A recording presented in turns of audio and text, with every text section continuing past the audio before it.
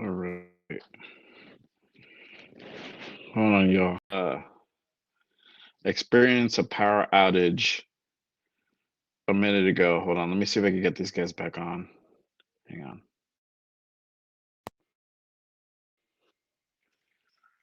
There we go. All right. Oh, we are in the building. Sorry, y'all. Woo! Yeah. J Raider making it happen, baby. J Raider making it happen. No problem. No power. No problem.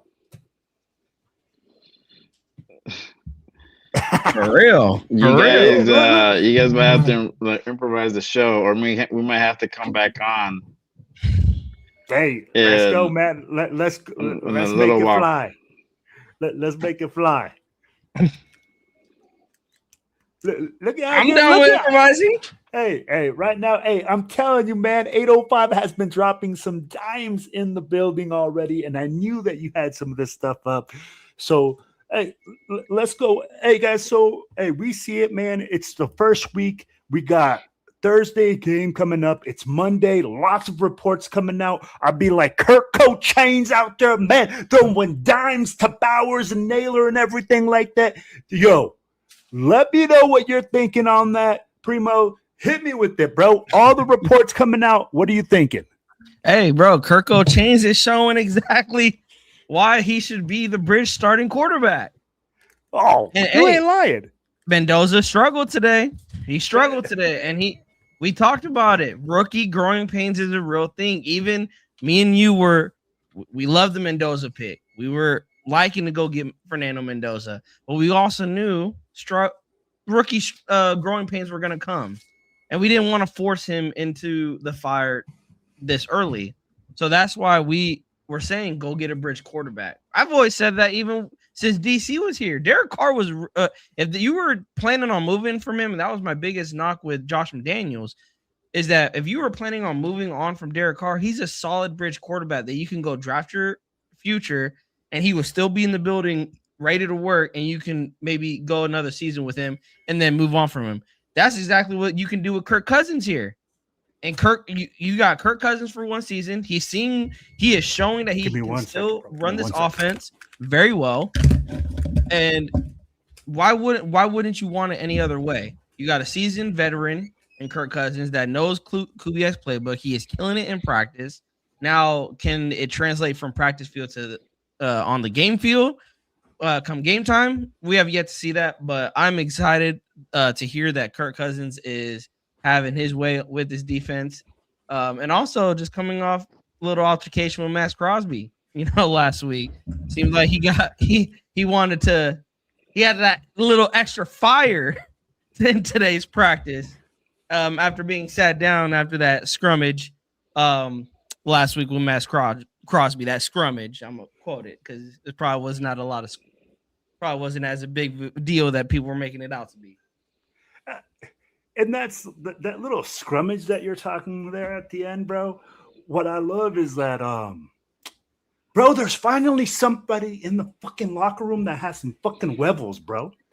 Like, literally, bro. Like, you knew that Max Crosby ruled the roost, and you knew that he was the guy that, hey, man, no matter what, nobody ever stood up to him. Now, finally, somebody on the offensive side of the ball has the freaking wherewithal, has the backbone to be like, hey, man, bro, that, I get it. You're doing your thing, but come on. And that to me, like when you look at your offensive lineman, bro, that would fire me up. That fires me up to go fight for you. Because you want it. You know what I mean? And that's where, like, I see I'm going to call it the Kirko effect, bro. This team is under the Kirko effect. And, bro, Bowers has a little swagger to him and this is multiple reports. And it's like, I'm going to ask you guys, is it that our defense is that bad or that Brock Bowers is that fucking good? that they say that he is open on every play, and it doesn't matter whether it's good coverage, bad coverage, Well, medium coverage. Bro, he's just that good. I mean, it could be our defense is that because we don't know. Let's be honest. It's a lot of question marks for our defense. But I've said that last week. Bowers is a mismatch. You put a corner on him, he's just gonna outbody you. Pause if necessary. He's gonna out physical your corner. You put a linebacker on him, he's just gonna outrun the linebacker. You double cover him, he still will he's still open. We've seen this last season, and this is why you have the pieces. I do acknowledge that. Well, we have the pieces that this team can turn it around this year. They can, but of course we got to be patient. But it's guys like Bowers that makes me think that, man, the foundational pieces are there. And he's doing the thing is the past 2 seasons, the first 2 seasons that Brock Bowers has been here, he had Gardner Minshew and Aiden O'Connell throwing it to him his first year. He then had Geno Smith. We've seen how that experiment went, throwing him the football.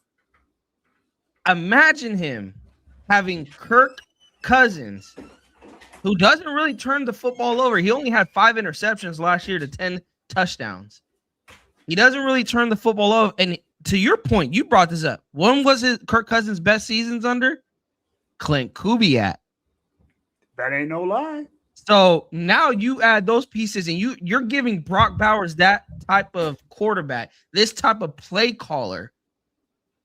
It's not I don't want to say the defense is being that bad because Bowers is just different. I've said it. He is going to show the NFL why he's the best tight end in football. Yes, Travis Kelce is great. George Kittle is great. The guy down in Arizona, Trey McBride, he's doing something. He's kind of in the same situation as Brock Bowers. He's a really phenomenal tight end, just has really crappy quarterback play and a really crappy team around him. But at the end of the day, sorry, Brock Bowers is different. Even when you compare him to Trey McBride, he's different. And he proved that last season, and he's going to once again prove this season and show the NFL why he's tight end 1. He is that good. It's not that our defense is that bad. It is that Brock Bowers is that good, and he is going to dominate this season.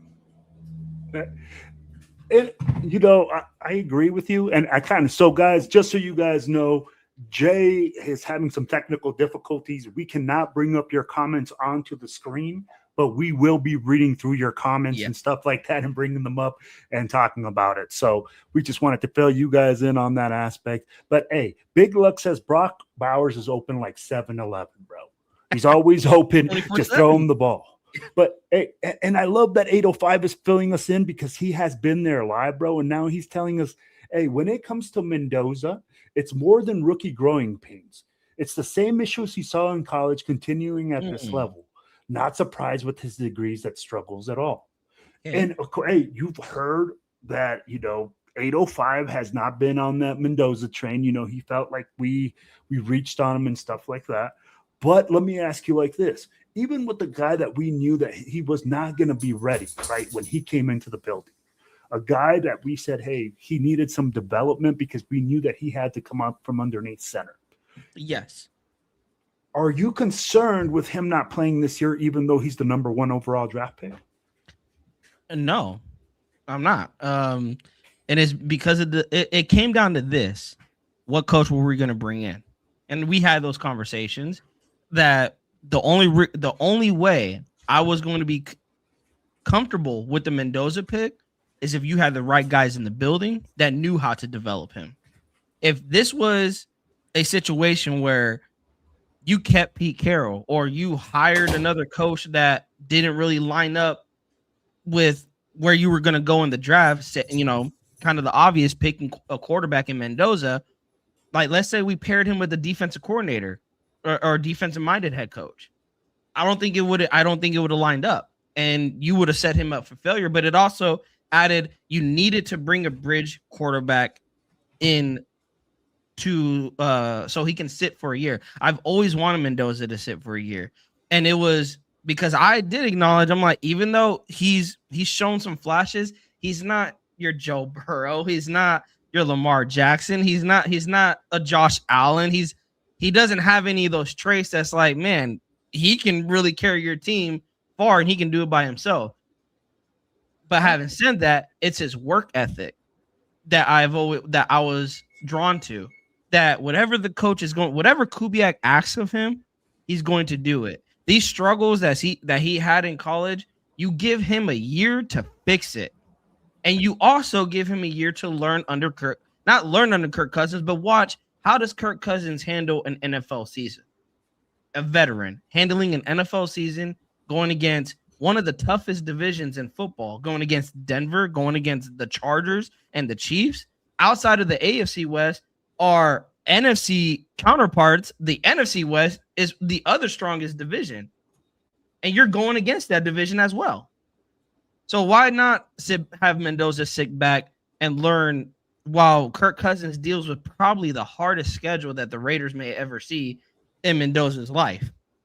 And he won't have to even play this schedule. Now, I have said I would like to see him play in week 15 because you still got to see what you have in Mendoza. I would be concerned if we're 2-10, Will, and they don't put him in. That's when I'm concerned. Because then, because I would ask this question. If he's not ready now, when is he going to be ready? And we're 2-10 and he's not ready, or you guys don't feel that he's ready to go in. That's when I'm having a concern, because at that point, 12 games has already gone by and you guys still don't feel that Mendoza is ready. Now that's either the Kubiak and the coaching staff not developing him correctly, or that is still on Mendoza that he's not cleaning up these college issues. I mean, we are deep into training, or 10 days into training camp. We're getting close to preseason. He had OTAs. He had mini camp. You would love to see these mistakes be cleaned up more now. But again, he is a rookie. And just like all the other rookies, I'm like, you know what? It's still early. They're at the end of the day, they're still rookies. They still I want to see how they play in preseason. And that's what I've always said. How does Mendoza go against the Texans? How does Mendoza go against the Cardinals?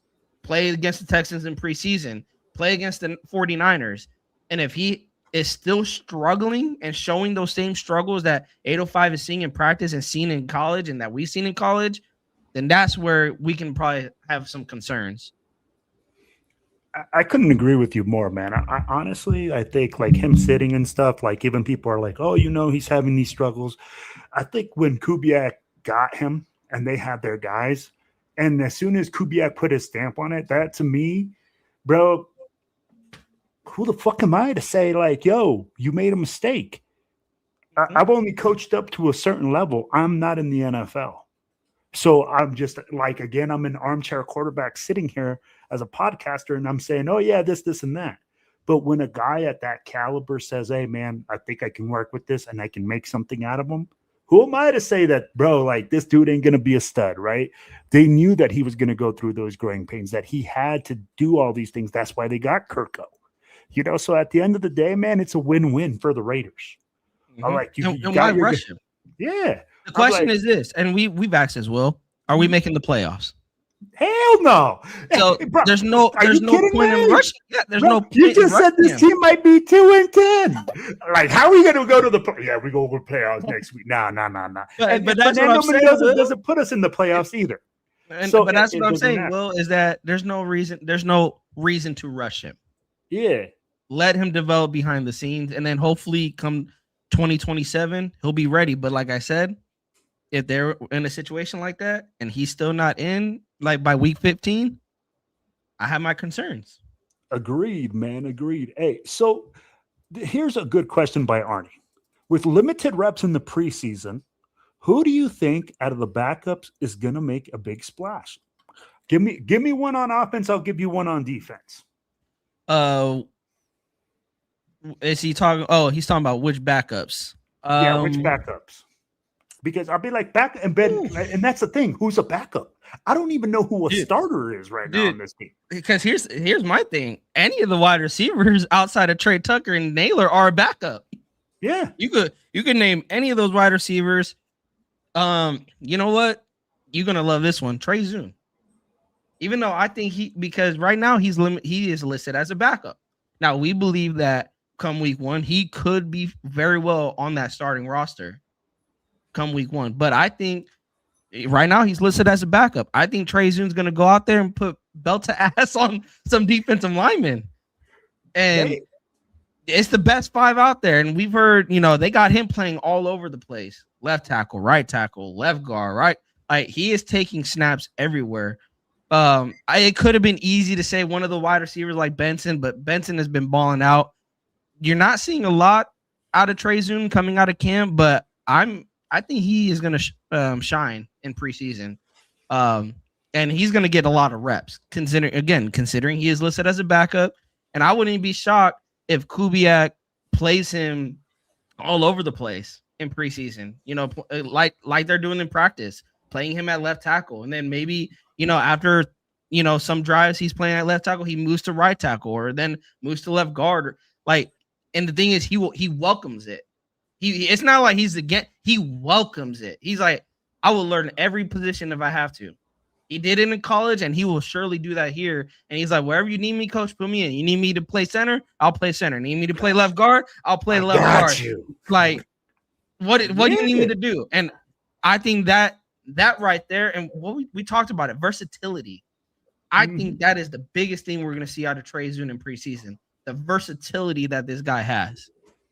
You ain't lying. So you went offense. I'm going to go defense with Ezekiel Massis. Okay.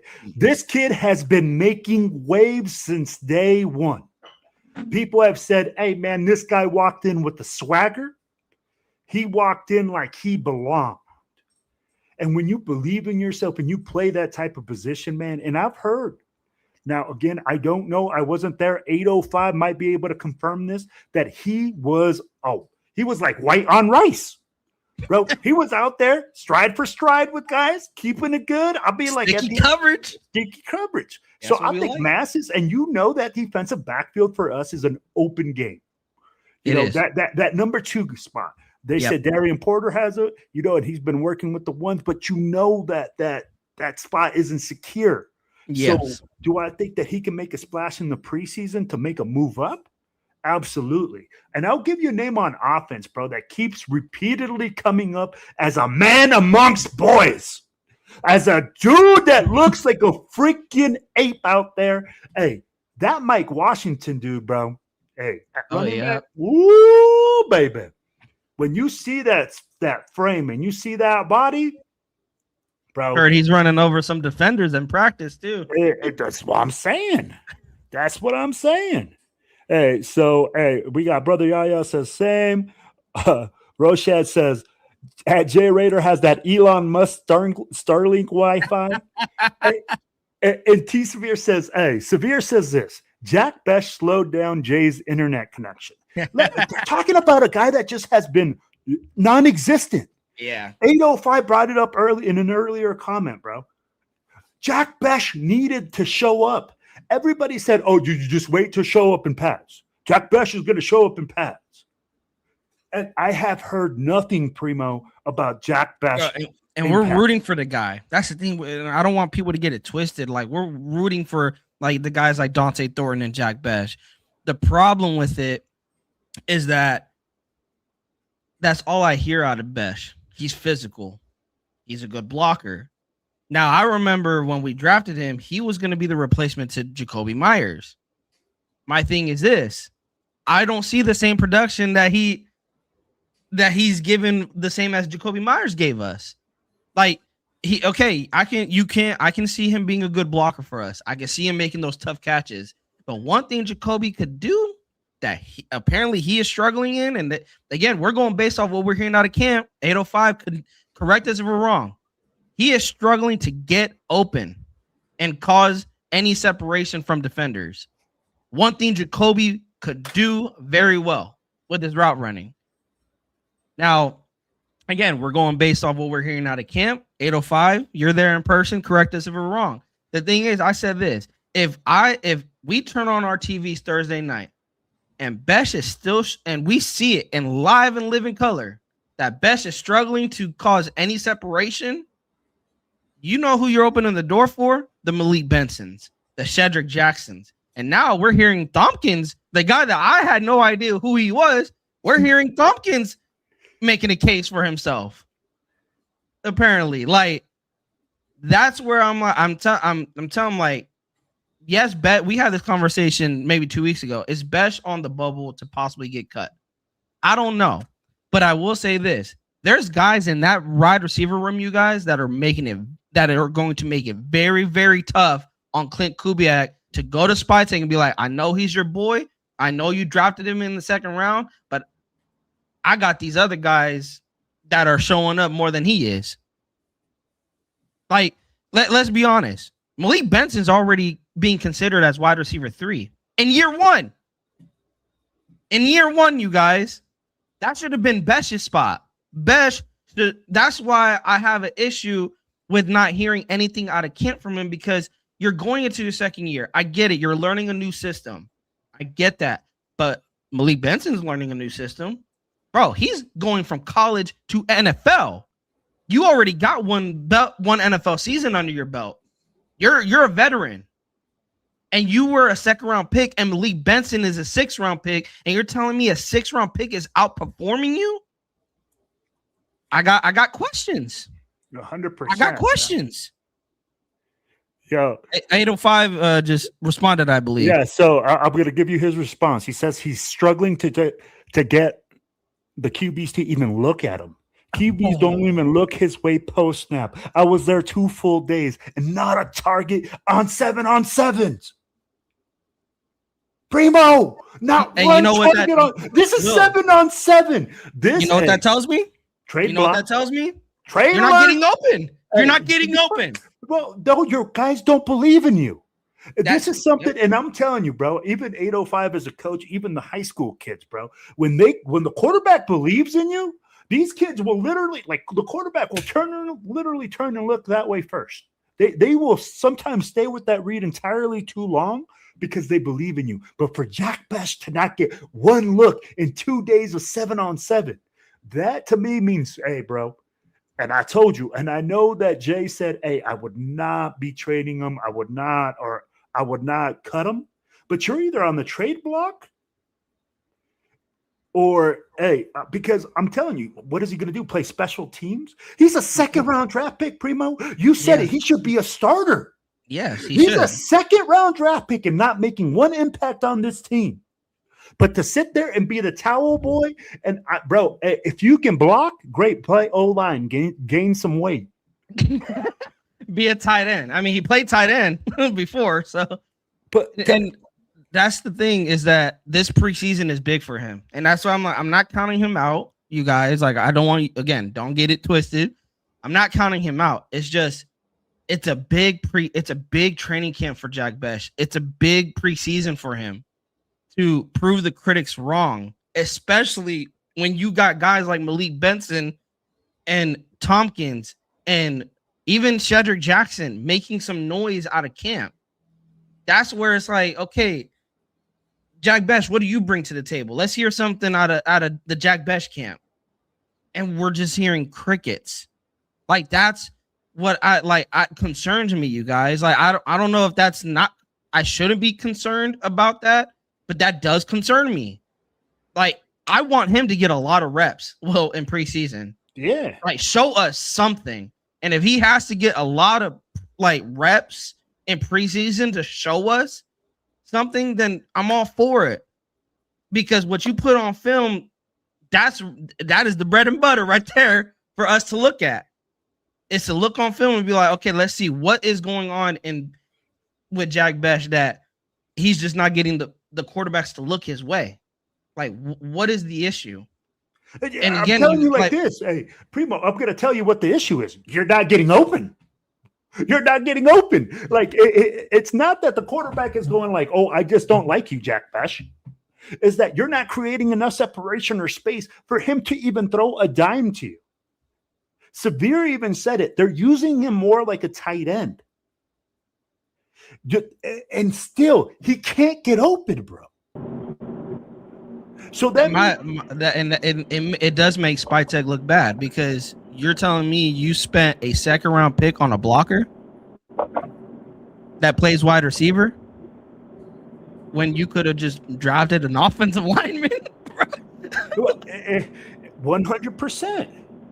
And again, I don't want to kill Besh, but it's like we are talking about guys. We are talking about what's coming out of camp. We are talking about what people like 805 who are there in live and living color are seeing. I want to believe in Besh, but it's like everything I'm seeing coming out of camp is just be patient with him. Like if I'm Besh, let me put myself in Besh's shoes. I am fucking worried because I got Malik Benson already considered wide receiver 3. Mm-hmm. I already have other wide receivers that are outperforming me in camp. Like that's the way I'm thinking about it. If I'm Besh, I would be shaking in my boots right now, or as let me call it, cleats. I'd be shaking in my cleats right now. Yeah.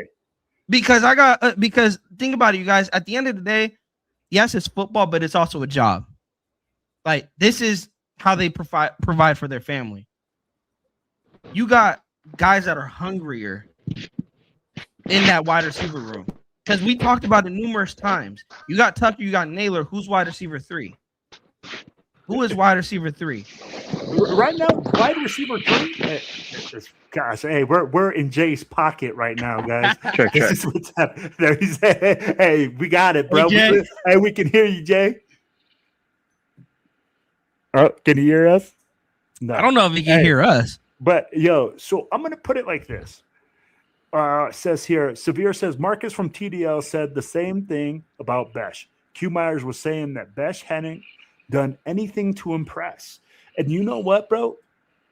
That's the difficult part. When we talk about Besh, you spent a second round pick. You have to trade him to get any value for him, right? And when we look at that, Primo, I'm gonna tell you like this. I don't see any fucking team going, hey, man, that Jack Besh guy. Yeah, man. I'm like, I want to trade for him. He looked like a real stud. I'd be like, we're the worst team in the NFL because we still we're still in last year's mode, right? Like 32, and you can't get open. Yeah, I would think to Jay's point, I think you do keep him for another year because to your point, who's going to trade for him? Nobody. Nobody's gonna. You're not gonna get the same value. Like Alex said, maybe a 7th round for him, maybe a 6th. Something that's not as costly. Maybe I can see it, but again, what team at this time? A lot of teams are filling out their rosters. They're trying to find out what they have on their rosters. Maybe after preseason, you could possibly move on from him and trade him. But again, he is going into his 2nd year. You could say last year was a mulligan because of the coaching staff. So you could argue I do see the side where it's like we don't know what we have in Besh, but the issue that I have is that is what I ran with as well. I don't know what we have in Besh because of last year's coaching staff. I don't know if he wasn't getting the reps because of crazy Pete Carroll was getting in his way, or he just wasn't living up to expectations. I don't know. We've said this before training camp started. If Jack Besh could not perform in a Clint Kubiak-led offense with the way he can call plays and scheme guys open, key thing, scheme guys open. If he is scheming you to get open and you're not getting open, then where does he fit? Because at that point, we're talking about scheme fit, Will. At that point, we're talking about scheme fit. If he isn't fitting the scheme, then where does he fit in that wide receiver room? On the bench? Cowboy? I'd be like, and that's the thing, right? Like, when we look at it, Jack Besh isn't a guy from this regime. And Severe says he wasn't getting the reps because he couldn't beat Pete Carroll in a foot race. And this is the problem, all right? When you look at those type of guys, those big-bodied guys, all right, if you can't separate with speed, you have to separate with your body and the way that you run your routes, stuff like that. I'd be like, if I could see them moving him into that tight end, that slot spot, but at the same time, if he can't create separation there, Primo, he's not going to create separation anywhere else. Dude, Brock and Michael Mayer creating separation. But, At the end of the day, even as a tight end, you still need to create separation. And look at it, man. Two big-bodied guys that can go up and get it, make bodies with their. And Malik Benson is making catches. It's just like you said. The wide receiver room, man, is wide open. But yo, we beat this horse to death. Yes, I think we talked Jack Besh. I do want to say Rosetown hit it. We can end it right here with this conversation with Besh. Rosetown said it best. It's a prove it year for everyone sticking around with this regime. And I totally agree. It is. Yo, so you hit on this earlier, right? Trey Zune, bro. He's getting reps at right tackle, at right or left guard, at center. Bro, what are you thinking with this? I'd be like, my thing is this. You keep hearing that he's getting a lot of reps with the twos. He's not getting very many reps with the ones. So what do you think are they trying to do? Are they just trying to find a spot for him? Or are they really trying to see if this kid's a multi-tool? That I think they're seeing the versatility that he brings. That's immediately if you guys watch Behind the Shield, that's what they fell in love with, is that versatility that he brought. That he could play from the left all the way to the right side. Now, come preseason, I think come Thursday, we're gonna see him earn his spots to get some reps with the ones. But I would like to see him get reps with the ones already, considering I see they're still shuffling around that offensive line with the first team. Now, as of right now, it does seem like it's Colton Miller, Burford, Linderbaum, JPJ, and Glaze as our starters, or as our starting five. What I want to see is, how do you feel about Burford playing, like starting at left guard? Because that's where we kind of agreed, is that's where Trey Zune would probably be, is taking that left guard spot. But right now, they got Burford listed as the starter. I had a lot of Niner fans. They didn't like Burford. And now I'm like kind of worried, because I'm like, well, Kubiak likes him enough to put him in the starting spot as of right now. Mm-hmm. Well, I'm going to tell you like this. First of all, man, the comment of the night has come in. I'm telling you right now, this thing has more heat than freaking the U.S. Arsenal when we go to war, baby. Hey, Jack Besh, this is coming from Severe. Comment of the night, ladies and gentlemen. Besh is a year away from creating significant separation. Oh, no. He's going to separate himself from the roster. Man, Severe? The horse is already dead, my brother. The horse is already dead. Oh, my gosh. Hey, so... And we went to the offensive line, but hey, I'm gonna tell you with Zune, man, it's like when you're a coach and you get this guy that has a lot of talent, you want to see him in different spots. You want to see his ability, right? And right now in the preseason is just the right time for this to happen. You can put him at center, you can put him at guard, you can put him at tackle.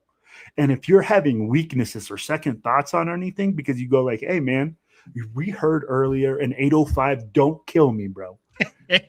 Jordan Meredith had issues with, 2 snaps over the head of the quarterback, so then you got to see, hey, man, who can be a supplemental center just in case he goes down? So then you're going to get him reps, and then you got Linderbaum there for the next 4 years. What happens if his contract gets too big? You don't want to re-sign him. You have to move a different center. So I love that we're looking at the ways how to utilize this kid, and that they're not sitting there and just pigeonholing him. Because as a lot of coaches know, a lot of players get pigeonholed. And pigeonholed, what I mean is like you have a lot of different abilities, but because your team needs that certain ability, that's kind of like where you just fit in, and you don't develop others. So I think that with the Trey Zune situation, I think that's something unique. And I think that we need to take advantage of it. And I think that Trey Zune, man, is going to be a guy that's going to be a roster spot. But I'm with you right now. With Buford at left guard, the way that they have it listed, I'm going to tell you something, though. I'm going to shut my mouth. I'll go about my business, and I'm going to let Kubiak cook. Because we said, hey, man, we got to let this man cook. And we are already questioning things before the first game. Oh, there he is, bro. There is the man, the myth, the legend, Jay Raider. Hold on. He's hold on. In a minute, I pulled it to my voice script. I'll be back. Sean, shout out to my guy Sean. Sean said the depth chart just dropped as of August. This is today, as of August 10th, you guys. This is the depth chart. The starting offense is quarterback Kirk Cousins, running back Ashton Genty. I think there's no surprise there. But the wide receivers, wide receiver 1 is Jalen Naylor. Wide receiver 2 is Trey Tucker. Wide receiver 3 is Jack Besh. No. Yes, that is their depth chart right now. What? I know. We were killing the dead horse, but yep. Sean, shout out to Sean Johnson, just DM'd me the roster / depth chart as of today, you guys. As of August, I'm reading it right here. As of August 10th, 2026, Jack Besh is your wide receiver 3, and then your offensive line is Colton Miller left tackle, Spencer Burford left guard, Tyler Linderbaum at center, JPJ at right guard, DJ Glaze right tackle, and then Brock Bowers tight end. They got Trey Zune as the backup to DJ Glaze at right tackle. Interesting. That's very, very interesting. But I mean, Zune can play all over the offensive line. They got Caleb Rogers, the backup to Burford, and then Meredith is the backup to Linderbaum. Wow. So 805 and that's says from the Raiders website. And you know what? That's crazy, man, to even think about that. But 805 says, and this is coming for Jordan Meredith, all right? He's feeling this. He said, the one reporter said went over Fernando's head on Saturday was all over Fernando. I could have been swayed. I don't even know who was at center that play. He also fumbled the snap from underneath center a few plays later, and that has been reported that's something that he has to work on is getting the ball from underneath center. But yo, what you just told me at wide receiver 3 that it is listed, are you sure that this isn't like there has to be a mistake? I'd be like, for him to be listed at 3, I didn't even go down to the defense because they said, yep, Tavir's right. They got Traden Stukes behind Isaiah Palomalu at free safety, which Palomalu shouldn't even be starting at free safety. But give us the give it to us. Give it to us. The defensive. Okay, so if I wish I could share it, but yeah. So here's your starting defense, you guys. Max Crosby, starting defensive end, no surprise there. Tonka Hemingway is the starting defensive tackle next to Adam Butler. They got 2 starting defense tackles listed. And then at edge, they got Kwity Paye. Your starting linebackers is Nakobe Dean and Quay Walker. Your starting corners as of right now is Eric Stokes as your corner 1. Corner 2 is going to Darian Porter right now. And then corner 3 is Teron Johnson. Starting free safety is Isaiah Palomalu. And strong safety is Jeremy Chin. And Jermon McCoy is the third backup behind DeCamerion Richardson and Eric Stokes. But again, it's so early. It is so early. Well, I think after this preseason game, that depth chart is going to really start figuring itself out. But I'm going based like this is what y'all see in practice. This is what we're seeing in practice. You got Stukes over Isaiah Palomalu. You got Besh over Benson. All right. Yeah, to me, I'd be like, I have certain questions on that, but at the end of the day, man, all it is just a lineup, until we line up on Thursday and we see where the guys line up. I'm like, I'm just surprised by Jack Besh, but I'm going to tell you something that did make me excited right there. What you just said was Tonka Hemingway and Adam Butler. The big Tonka. And that right there, I'd be like, that pair, man, I think will create some havoc. And from what we keep hearing in practice is that Tonka Hemingway, bro, has been an absolute beast this year. Is this the year that he makes that leap? he had 4 sacks last year in the little time that he played, and I think he is taking advantage of playing next to Max. You know, that we talk about the attention that Max brings, the double teams, the triple teams, the chips. We always ask who's going to win those ones in the interior or even on the edge. Tonka is showing that I'm going to need to have some double team myself. I will wreak havoc if you keep one-on-one with me. Mm-hmm. And I think come preseason, I wouldn't be surprised. I know I said this earlier. Kubiak came out and said the starters will play. Who knows what starters will play, how long they will play. But I would love to see Tonka out there, maybe get 4 drives in. Let's see if you can show what you've been doing in practice. Because here's what I don't want to happen, Will, is these players get the Dante Thornton hype. Mm-hmm. That all that's coming out in practice with Tonka, with Benson, with Masses, that's all hype. There he is. Yeah. There he is. Yeah. He's in the building. Let's go. Look at this guy trying to hijack my show. The bad guy. I'm allowed to do this. I had to like legit come out and to my boy's crib, my brother's crib, and his power at his mom's house, not even his own house, his mom's house is on. His fucking power is out too, bro. So like a massive outage. So Hey. this is where we at right now, bro. Somebody was trying to hijack your show, bro. Yeah, you got to get that. These guys were like, "Well, we schedule," and I'm, you guys keep talking. I was waiting for the announcement to come. Hey, we were holding it down because we're like, hey, bro, Jay's trying to figure something out. Yeah, I told y'all I was scheduled. Hey, I thought he was gonna jump on the phone. That's what he said. I tried to at the crib, and I couldn't do it, bro. And until I started driving, and then now I'm here, and I'm outside, so y'all know. That's why it looks all like weird and shit. No, hey, bro. Y'all hear the traffic too. You guys gonna hear the traffic. But yeah, man. Jay, just take off the back screen thing and let it ride, bro. Just let it show people how hardcore Jay Raider is when he does his show. I'll show you guys real quick. Hold on. This man went over to his boy's mama's house to make sure. I'm on the patio right here, sitting. But there you go. All right, that's dedication right there. That is dedication.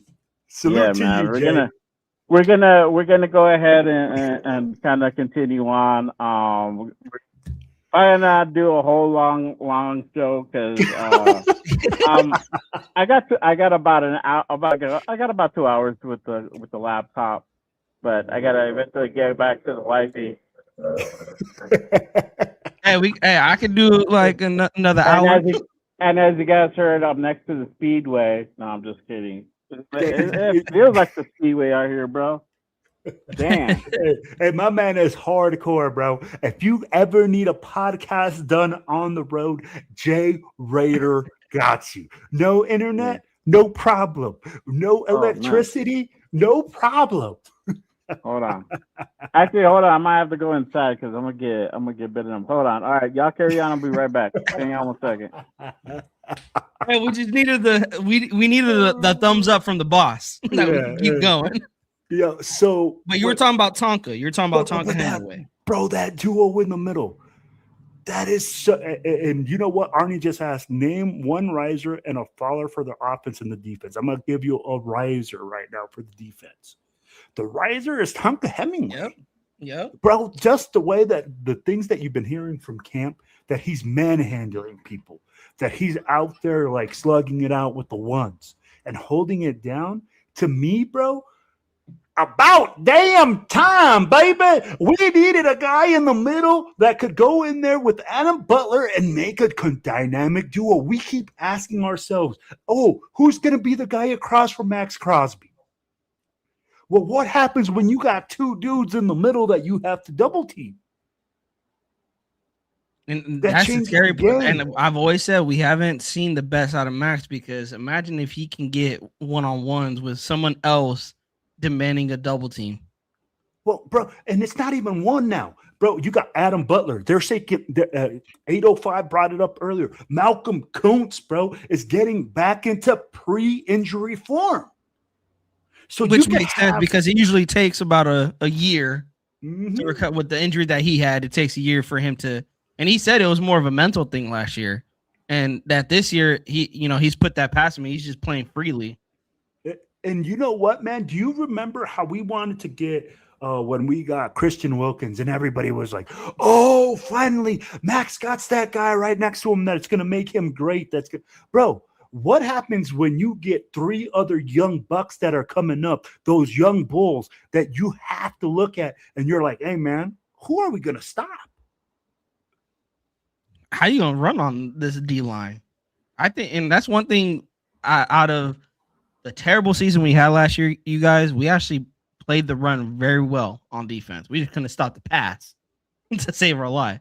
So now you're talking about Tonka Hemingway taking that big leap. We know what Max Crosby brings to stopping the run. If you can make an offense one-dimensional, because that was the issue. We can stop the run and make an offense one-dimensional. We just couldn't stop them through the air. But we addressed it. We got linebackers.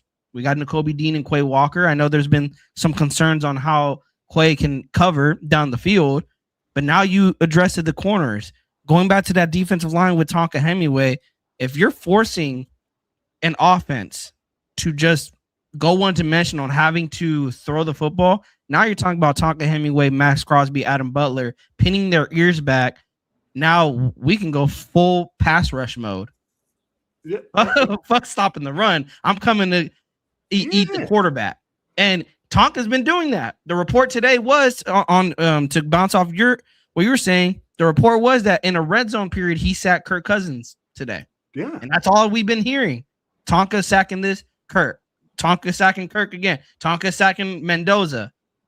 He's not just getting to the quarterback. They label them as a sack because he can't tackle them, but he's not just being disruptive and getting pressure. He's getting to the quarterback. No, absolutely. And when you're breaking the pocket down, when it collapses from the front instead of from the sides, bro, that pressure is totally different. Quarterbacks feel that pressure as soon as that pocket starts collapsing from the front. So when you get a guy like Tonka, man, making those big-time moves and collapsing the pocket from the get, from that interior line, bro, that just means one thing: more sacks, more pressure, more mistakes that that back end keep capitalizing on. And from what we keep hearing in practice, right, is that this keeps happening in practice. Guys are capitalizing on mistakes. Jeremy Chin had an interception. Darian Porter has had interception. Ezekiah Massis has had an interception.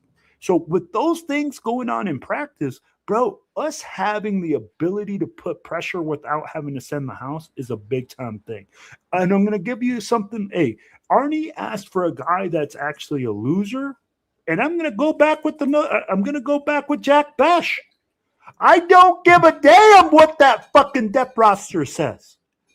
Jack Besh is the biggest loser of camp. Why? Because he hasn't had anything to say, hey, man, he's getting separation. There's nothing to validate him as the second-round draft pick. There's nothing to validate him on any part of this team or to even validate his position at the third roster spot. What do you think, Primo? I'm going to go a different route, but to bounce off of that, you're right. Like, that's why when I got sent the depth chart, shout out to Sean again, shout out to my guy Van City too, because they were hearing me. But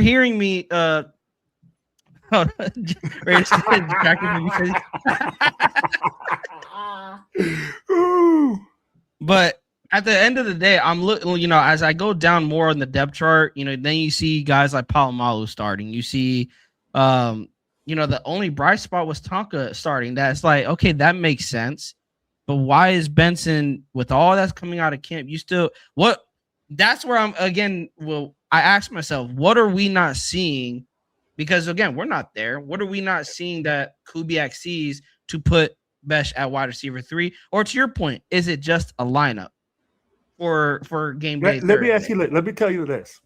and Jay can probably like let me get Jay's or thought after that. Jay, so if I want to shop Jack Besh and I don't see and I'm seeing all this other stuff in practice, what's the best way for me to advertise that this kid is still pretty decent? Is to put him on the depth chart at the number 3 spot, to show him some love in the preseason, to get him out there and start selling damaged goods. Not damaged goods, because he's not damaged goods. It's just misused goods or misappropriated goods. I don't know what you want to call it. But a guy that we don't no longer want on the roster. There's only one way, Primo. Is to put him at the number 3 spot and give you something to think about. Well, to Arnie's point, well, Jay, you got any comment? I don't want to cut Jay off. Yeah, like. So, Jay, what do you think about Jack Besh being listed at number 3 on the depth chart? Unofficial, by the way, unofficial. Right. You're breaking up, Jay. Audio's a little shaky. Yeah. You know. It's a little bit. It was better when you were outside. He's like, you need to go back to the highway, bro. No, like I can barely hear you right now. Yeah. Jay is AIJ. Yeah. Dixon, we don't. So Jay has control over everything. We don't. Unless I could probably share my screen. I could probably bring it up. Yeah, we could share screen. Let me see, because I could probably bring it up. Let me see. All right. Oh, there he is. Yeah, all right. Yeah. I don't know what was going on. All right. Yeah, you guys are like trying to hijack the show, bro. We're trying to hijack this show. Yeah, bro. I was like, yo, hold on. Just tell them we'll reschedule for a little bit later. And y'all kept talking, bro. Sorry. Hey, we had to like warm up the crowd for the megastar to come in, bro. No, bro. What megastar? Y'all too? Yeah, Jay Raider. Me, bro. Jay Raider. Yeah. I'm just a conduit, bro. That's all I am. He says I'm just a conduit. I'm just a conduit, bro. Well, I had a whole like thing, like a whole show. Let's go through it. Y'all run off the rails. I don't even know where we at. Just run through it. I'll be like, we were just going based off the comments. We were just rolling off the comments. Yeah, we were freaking freeloading it.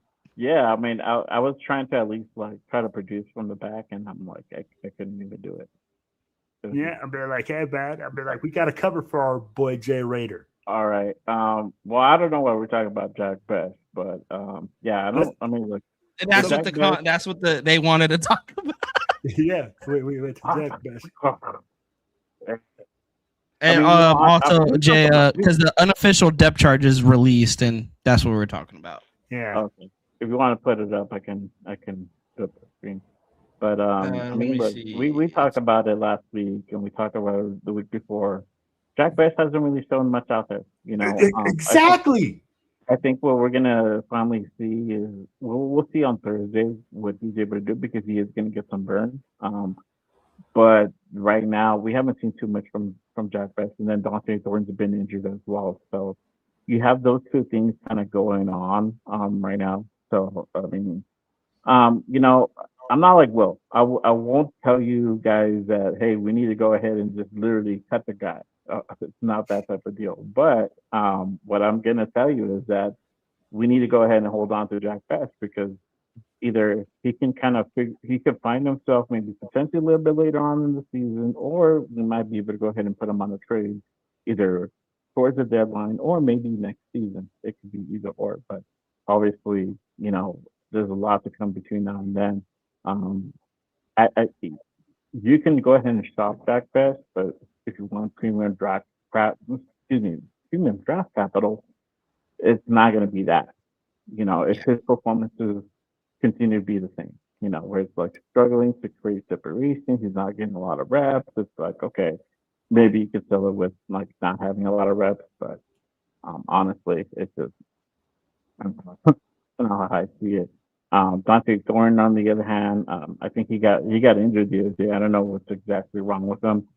I didn't have a chance to go ahead and kind of look at that, but for sure, I don't I don't see him potentially being on this roster next season if he doesn't have a turnaround type season. To be honest with you, Bro, I don't see him making this roster this year. No, he'll make the roster, bro. He's a 4th-round pick, bro. They're not going to go ahead and like literally let him go, bro. That's kind of dumb.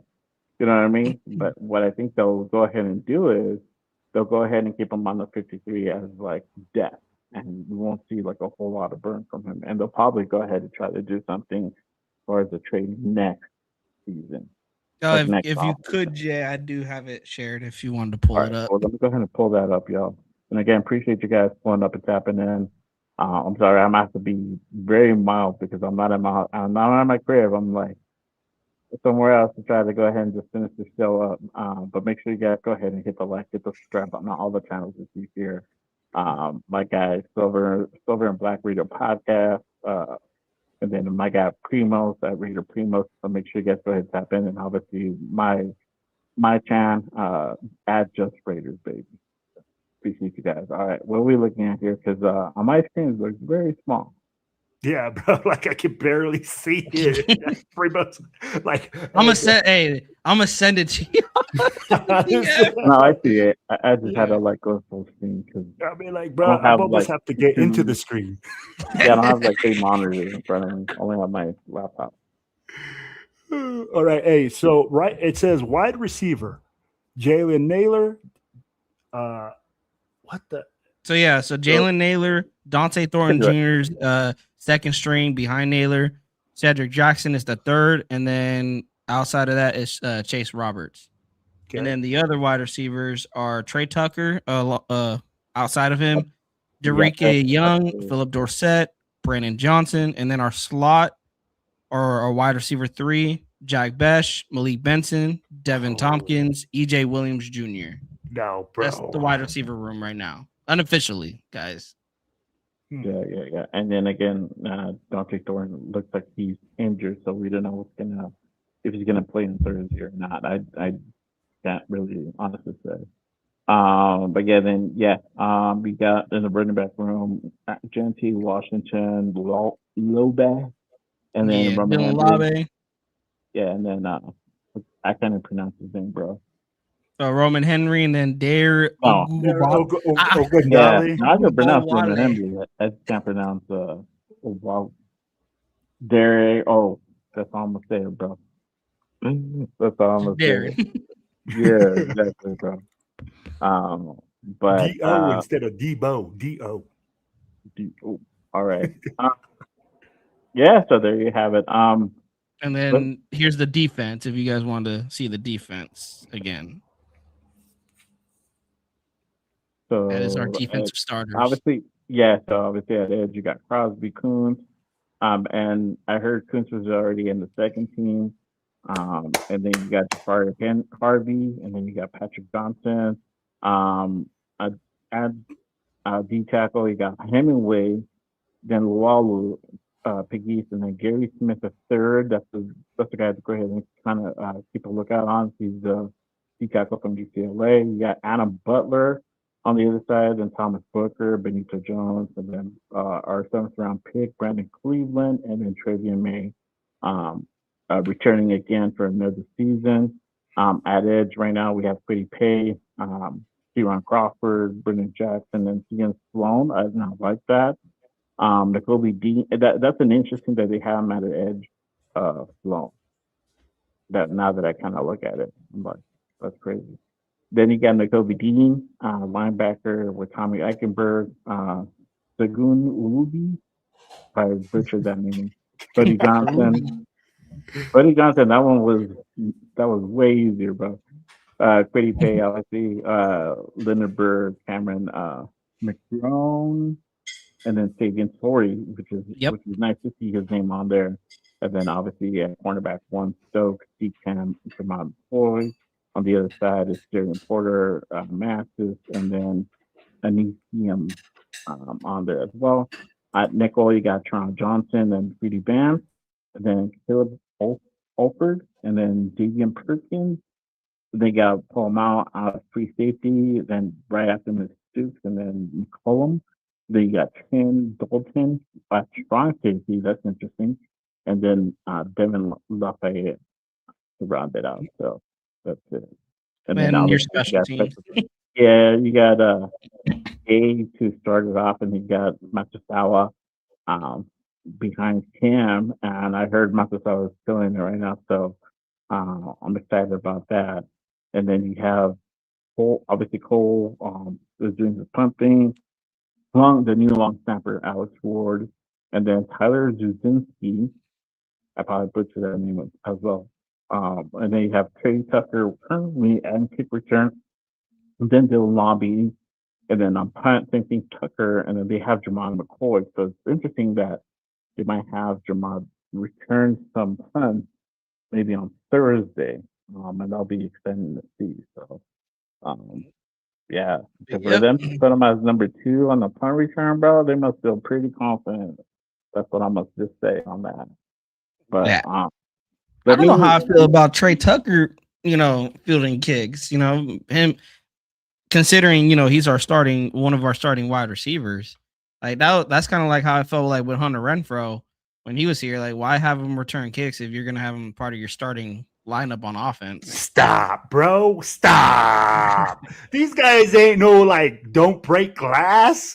Hey, bro, you got to let a guy do his thing. If that's where he excels and he's the best player to do it on the team, if you want to win games, bro, do it. I'll be like, if Trey Tucker was Justin Jefferson, absolutely hell no. But Trey Tucker is Trey Tucker. He's I'm like, he's not a guy that shouldn't be able to, bro, he needs to be a Swiss Army knife. In order for him to even make this team, he needs to be a Swiss Army knife. He needs to excel in everything that he does. So for me, bro, hey, we need to be able to use him in every way. And why not?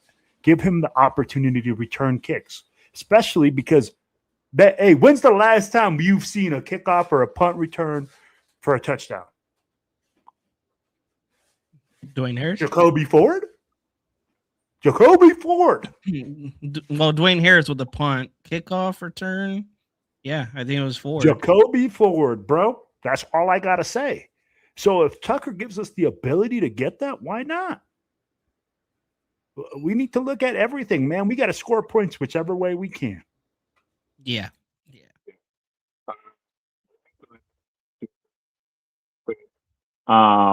Let me ask you guys what have you guys covered so far? Jay, we're going to cover every single banner. No, what have you covered so far? We've just talked about everything. We talked about wide receiver 3. We talked about Tonka. Talked about Kirk Chains killing it in practice today. Okay. I mean, we really didn't really cover anything. We just covered questions that have been popping up. Oh, okay. So you guys, okay. Yeah. Let me waited for you, bro. Okay, there you go. Well, I need to know so that way I can kind of gauge and skip certain things that you guys are covered. All right. So let me go ahead and kind of propose to kick this off, and we're gonna have to speed a little bit through it.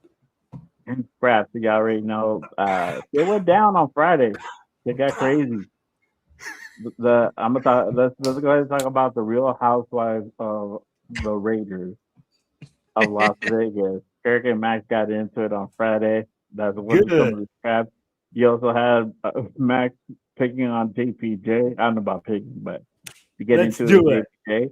About damn time. Lloyd Rogers also scrapping, man. So, I at first, honestly, and y'all tapped in on Saturday show. Y'all got my take on the scrapper versus Max and Kirk, right? And everybody else. It's kind of like it's what you do in camp, but I don't know. It was crazy where you had our guy Clint Kubiak step in and hold him out of practice, and that was kind of a disciplinary type of thing. And you can kind of tell already that Clint ain't fucking around. He's gonna lay the law. He's gonna lay the law down. He's gonna go ahead and make sure practice is done a certain way. And we heard that coming out of camp with guys saying it's very organized, very structured. They know what the next thing is gonna be. So How do you guys? I want to get you guys a take because I already gave my take on Saturday, right? I think it's a good thing. It's part of camp. This is what you do. You guys gonna have guys gonna be Yeah. physical, right? You guys are gonna have guys talking shit, and also too sometimes it's because you just want to go ahead and spark things up. You want to go ahead and get guys into camp. You guys want to go ahead and start like gaining that aura, man, that fire under the fucking belly. You know what I mean? So, how do you guys feeling about everything that kind of went down last week? And how do you guys feeling about this week going into week 3? And then obviously we got the game on Thursday. So Primo, I'll hit you up. Hey. All right. A lot of fun, bro. I love it. I love it. You got multiple scrums out there. You got Max and Kirk. You got Rogers and Pegues. You got a lot of, and that's what competition brings out. You got it shows me that these guys want to win reps. They want to win out there, not just win games. They want to win individually. We know the true competitor that Max is. But it's nice to see that Kirk is he's barking back, and I think what I read was that it was like Max hitting Kirk's arm, and I'm not gonna lie, it did remind me of the time. I don't know if you guys remember when Patrick Mahomes was mic'd up against us on Monday night, and Max was kind of like shoving him, and Patrick's like crying to the refs like, "Oh, bro, he can't be doing that. Like, stop doing that." And then him and Max got into it. It kind of reminded me of that. But Kirk, it seemed like he wasn't backing down from Max. Now, as far as the disciplinary action that Kubiak brings, I understand it. That you want to keep your guys healthy. But why? I want to ask this question: why was it just them two?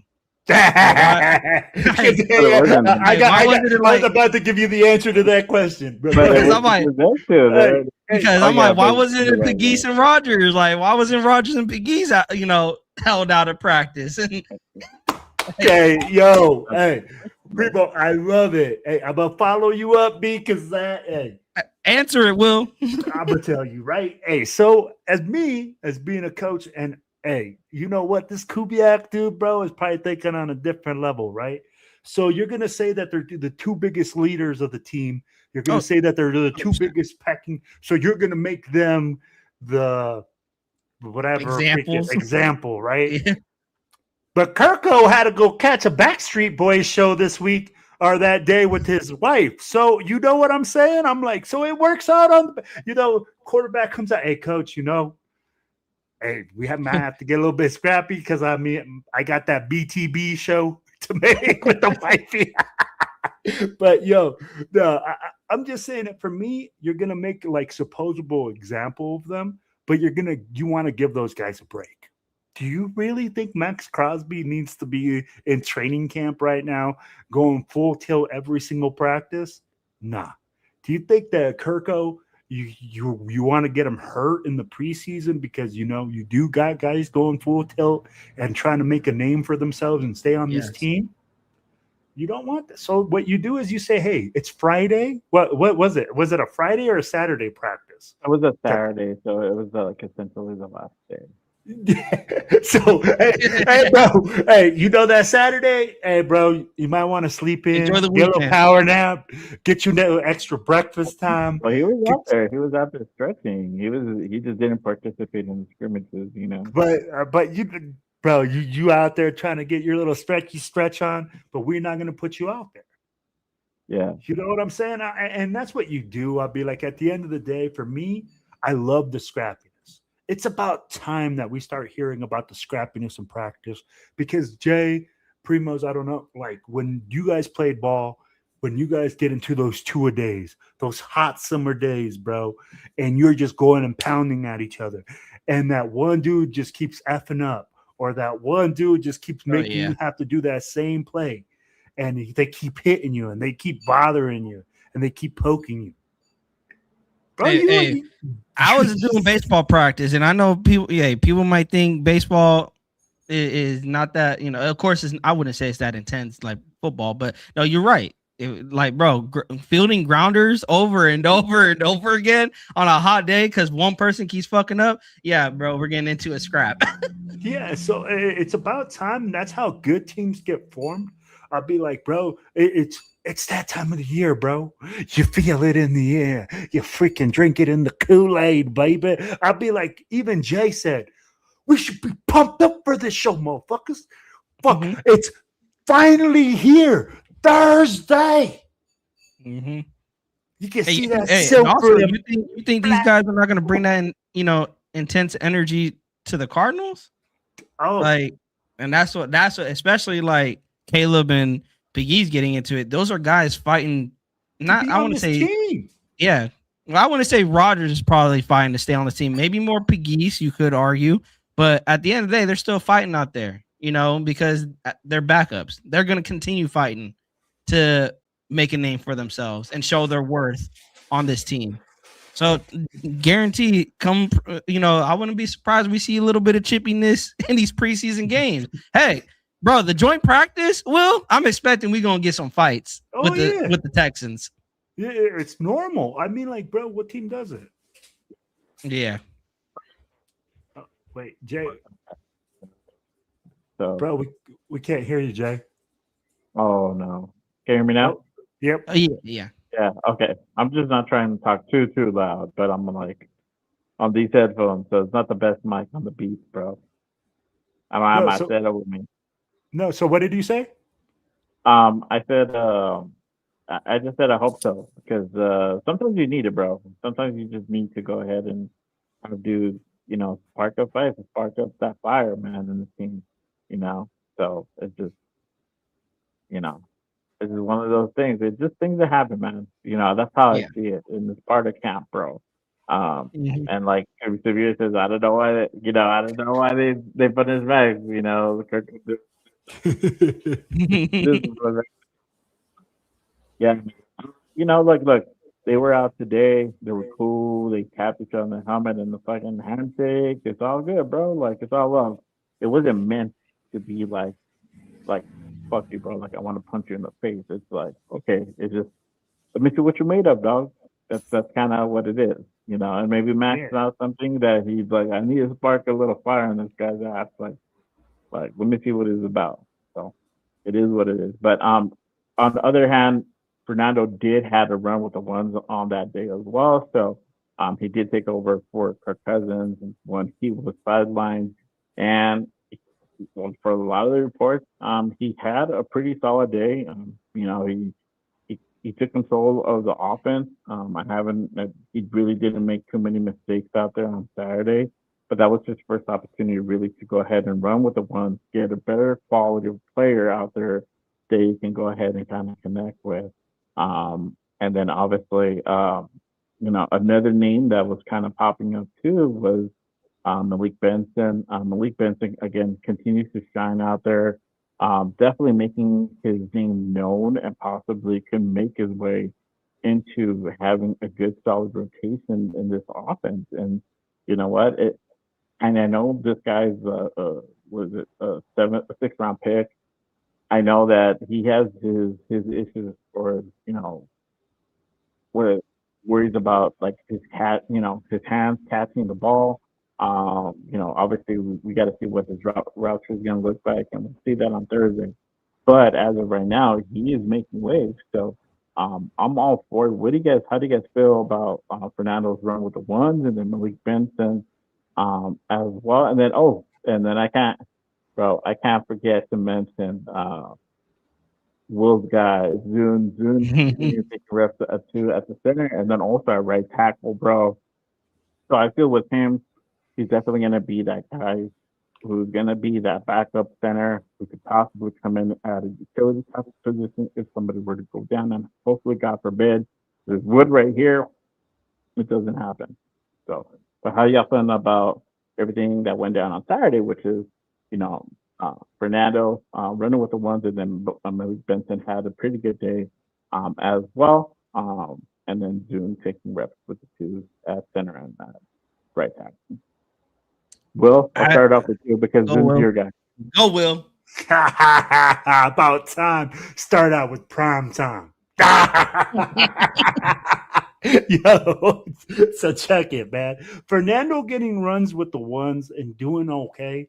I mean, it's a great thing to hear because guess what? Today he had struggles.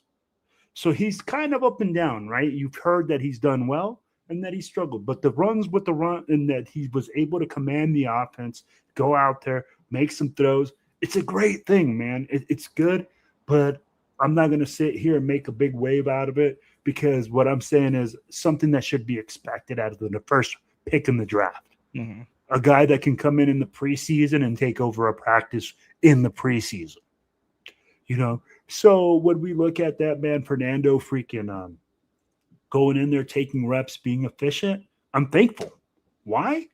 Because fuck, when's the last time have you heard that a team like the Raiders can be missing their or their starting quarterback and that we can have an efficient practice and that we look actually decent? Great. Malik Benson. What a steal, bro. I'd be like this. He's sounding like the guy that's gonna be that gem. That guy from the Seahawks. I can't pronounce his name. Shaheed. Rashid Shaheed from the Seahawks. Yeah. He's a guy that's versatile with speed, a guy that's been making a ton of plays. Is it questionable once you put on the team, once you go against the other team, though? That's where we got all questions, right? Because we keep going against each other in practice. You killing it in practice versus our defense, that really isn't telling me much because guess what? We were the worst defense in the league when it came through against the pass. Mm-hmm. We just said it, Primo said it, man. We could stop the run, but we couldn't stop you on 3rd and 18. We'd give you a first down. Bro, 3rd and 18, like last year. I'm watching our team. Oh, yeah, we're going to get this. This 3 and out. First down. What the? But that was our team last year, right? So when we look at that, I'm like, I hope that Malik Benson, when we go against, Arizona on Thursday, if he's still making some waves then, watch him move up the charts. Trey Zune, baby. Big old sexy war daddy. Thank you, Jesus, for coming and just putting you on our doorstep. Needs to get in the weight room, get a little bit stronger, in my opinion. Okay. They're having him play multiple positions on the line because of his skill set, and they're not pigeonhole him like we talked about it with Primo. This team needs this kid to be so good at so many different things. And I mean, like, if he can solidify one of those 3 empty spots that we have on that starting offensive line, that's money in the bank, bro.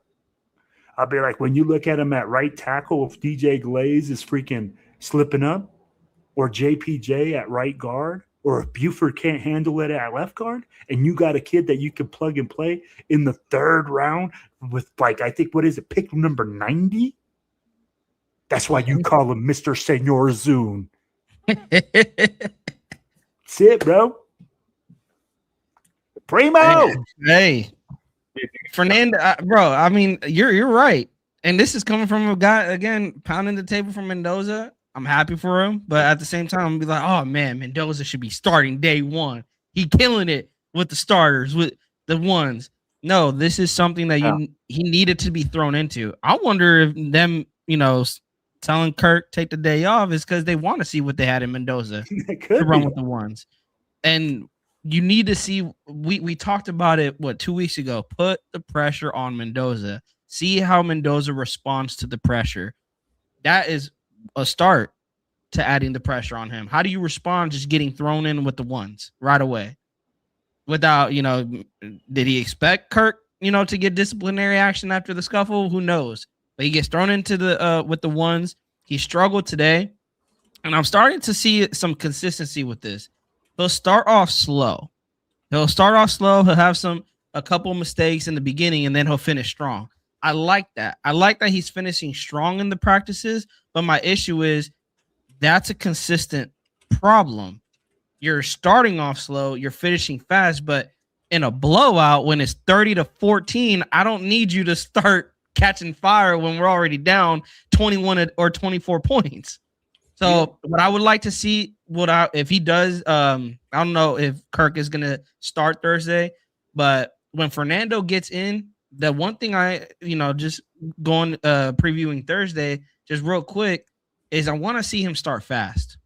Because that's one thing I'm starting to take away from these practices. He is not starting fast. He is starting slow. And one thing in this league is you need to start fast. You need to start fast. You need to start putting that pressure on the defense right away because the game can get out of hand real fast. And once it gets out of hand, like I said, once it gets out of hand and you're down 21, bro, not everybody's Tom Brady that can come back down 28-3. Not everybody can do that. So I don't want to see him thinking that he can have these comebacks, being down 14, being down 17. I'm tired of having Raider anxiety during Sundays and having my heart kind of pressurized. But yeah, I just want to see him start fast. Going to Malik Benson, this is why when we brought up the depth chart while we were kind of beating a dead horse again, is because what are we not seeing in practice that Benson shouldn't at least get plugged into wide receiver 3 for Thursday to see some, to start Thursday in preseason, even if it's, extensive time, because I'm not expecting Benson to be in there for 3 drives and then they pull him. I'm expecting him to see some quality reps. But again, like I said, what are we not seeing? But I'm glad that we are seeing him continue to make noise. That is what we've been saying when it came to this wide receiver room. Who is going to be making some noise? And we were hoping it was Thornton and Besh, but Benson said, "Hey, hold my beer. Don't forget about me. I may be a 6th-round pick, but the one thing I know about 6th-round picks and 7th-round picks, they have a chip on their shoulder. They have more to prove. They are going to go out there and practice and give 110% every single practice, and that is exactly what Benson is doing. But on the flip side of that, I look who he's going against. He hasn't really man up against Eric Stokes. He's gone against Darian Porter, who he's been up and down, but he's has some strides in today's practice. McCoy, we know what he's bringing. This is why I'm excited. I want to see him versus Masses. Mm-hmm. I want to see Benson versus Masses. And we're not out there, so hopefully 805 can, maybe tag us in on that if they have gone up against each other, because we're hearing good things out of Masses, we're hearing good things out of Benson. I want to see what happens when you bring those two guys together and they go against each other on 7-on-7s or 11-on-11s, not necessarily 1-on-1s, mainly to the fact that we know about 1-on-1s, wide receivers usually win that. So I would love to see that. And then Trey Zune taking reps with the twos, playing at right tackle, playing at center. We know this about offensive linemen, you guys. They get injured a lot. Their durability is severe, bro. Sorry, man. I'm like, holy. Oh no, you're good. You're good, Raider Will. But we said this last. What's Severe say? The only noise that Beth and Thornton are gonna make is fart sounds from the bench, bro. That's what my son does, bro. A little fart noise in his mouth. But Will, we talked about it with Trey Zune. Mm-hmm. If one of these linemen go down, Trey Zune could be taking somebody's job. Oh yeah. And we talked about that, and it's that versatility that I'm telling you, this coaching staff, this front office fell in love with, and they're putting it on display in practice. Can you play center? Can you play right tackle? Now, yeah. He hasn't got any reps with the ones. He's working his way up with the twos. But like I said, I heard like, when it comes to the preseason, I wouldn't be shocked if we see Trey Zune start climbing the ladder on the depth chart. Same with Benson. After preseason week game against the Cardinals, I wouldn't be surprised, come Texans week, we start seeing Trey Zune and Malik Benson's names start flying up the depth chart. Yeah. Let me kind of go ahead and keep it pushing, y'all. Did you guys talk about Masters already? Not really. No, not really. Okay, so no, we just talked about him as an emergency rookie. Okay, well there you go. So Hikazai Masters continues to impress with the one. This week, last week, and then this week again. And then obviously you guys talked a little bit about Tonka, but is Tonka really making that push for a starting? I like that. Yes. He's going off at camp, man, and he's really, really making that push to go ahead and potentially start. Let me go. I have a note real quick. Shout out to Ryan McFadden. He says Tonka Hemingway continues to look like someone who is shaping up to be a week 1 starter, he sacked Kirk Cousins during the red zone period. So there you go. Ryan McFadden, shout out to Ryan McFadden. Make sure you guys go ahead and give him a follow on Twitter if you guys are not following him already. Shout out to everybody on Twitter. But Yeah. hey, for a guy like Ryan McFadden to go ahead and say that, hey, Tonka looks like a week 1 starter, man, this guy is like shining really bright right now. And we talked about it last week. There's tape. There's limited tape on him, and the instances where he's out there, he's creating havoc, and that's what you want to go ahead and see. He might not be the biggest guy out there, especially if he's playing that zero tech, but he's going to go ahead and utilize all his techniques to his advantage to go ahead and be disruptive. And that's what we need. We need somebody who's out there who's going to be disruptive in this, new 3-4. And we'll see how they're going to really line them up right now. From based on that depth, he's number 2, right? Yeah, I would think he's number 2 behind. So he's going to be the 2. He's going to be that zero Okay, tech. there You're you go. correct. You're going to use Adam Battler as that 3 tech, and then he'll be the over or the on the under. Then he'll be that 3 tech, which I highly doubt. So how you guys feeling about those 2 guys? And this is what I said about how you're gonna make a playoff team, but just isolating it to the defense side of the ball, the draft. Like I said, you got Tonka, who was drafted. You got Hezekiah Masses, who was drafted. Just to add him in there, Jamal McCoy, who was drafted. Darian Porter, who was drafted. You got guys who are homegrown talent making noise. Yeah. Now, Hezekiah Masses, he's actually surprising me because I'm like, when I was watching just tape on him, I'm like, hey, he's a ball hawk. He is sticky in coverage, which I like. I thought he was a little too handsy, and I'm like, man, I don't know then if he's gonna get caught for holding a lot. But so again, I don't know if he is still. We haven't heard anything about him, hugging. But what we have heard is sticky coverage. He still has that sticky coverage in practice, and I'm just thinking about Jamal. If Jamal McCoy can live up to expectations, and you can have Hezekiah Masses on the opposite side of him, you potentially have 2 cornerbacks who are locking down their side of the field, one-on-one. And those safeties don't have to worry about them having to have safety help. You got 2 guys that, hey, I'm a man up against this wide receiver, and he's not going to beat me. Hezekiah Masses has shown that. He went against, who did he? No, that was Darian that went against Benson, and he got a PBU on him. For Hezekiah, I'm excited for the kid, and I'm hoping against the Cardinals, I'm hoping Hezekiah gets a lot of reps. Again, I want to see him take what he's doing in practice and put it on the game field. For Tonka, I said this earlier. If you can get some he's not just getting pressure. He's just not being disruptive. He is getting to the quarterback, and he's bringing them down. Now, of course, in practice, it's you're just touching the quarterback. Pause if necessary.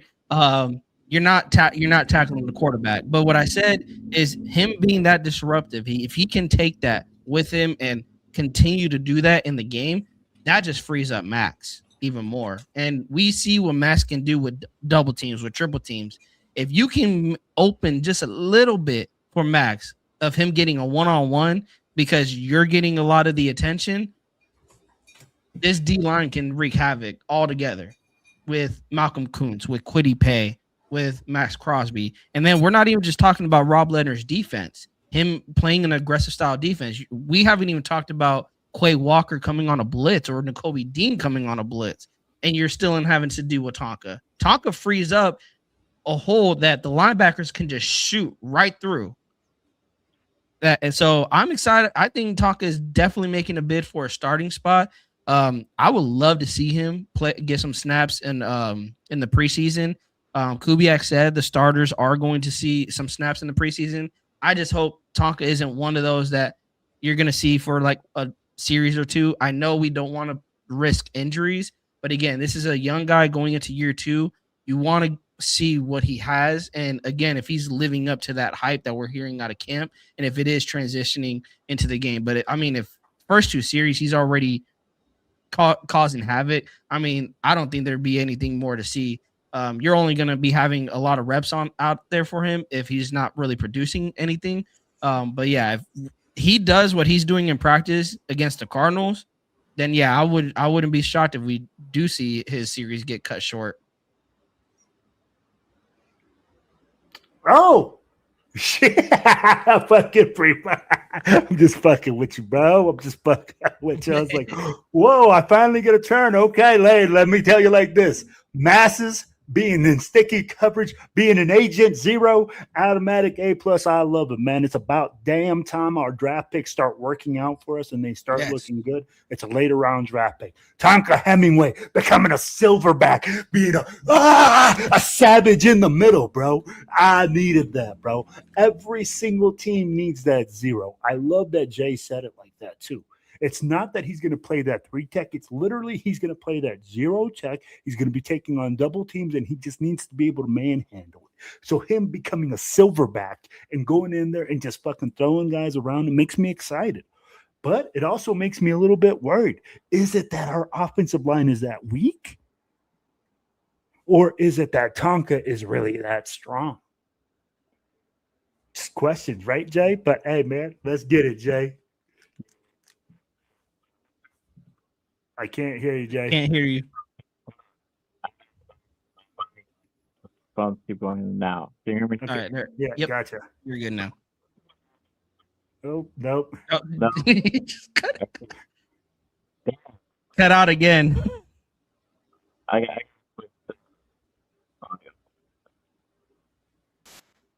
What? Let's see. Can you hear me on the computer mic? I can hear you on the computer, Mike. We can hear you now. All right, cool. Let's do that, and hopefully, I think that one works out a little bit better. So yeah, let's see what happens with Tonka Hemingway, and obviously, it's still early, right? But the first test is coming up, and I'm excited about that. So I'm excited to see what Zeke Mass is going to be able to do on Thursday, and then same thing for Tonka Hemingway. And then let me go ahead and hit up this question real quick. Shout out to Arnie in the building. Question for Will: How much do you get for living in Denver and rooting for the rival Raiders? And you know what, dog? I got 2 cents on that because I was out there in Denver for like 2 months, almost 3 months, almost at one point for a training that I had to do, like for one of my jobs a while back. And I know about being in Denver and being a Raider fan during the season. Tell him. Oh yeah, like Denver's pretty deep on Raider fans, to be honest with you. And so there's spots to go ahead and link up with other Raider fans out there. Shout out to the Black Hole out in Denver. If y'all watch, and salute to you guys. I'm definitely going to go ahead and try to make it back out there this year. So, but yeah, man. I mean, it is Bronco country. Let's just say that even where I'm at, it's like half Bronco country. No, it's like a third of Bronco country, then a third of like Raiders, and then like a third of Cowboys, bro. It's like split into 3. That's weird. Whoa. So that's just kind of how it's out there. But yeah, man. Let me go ahead and kind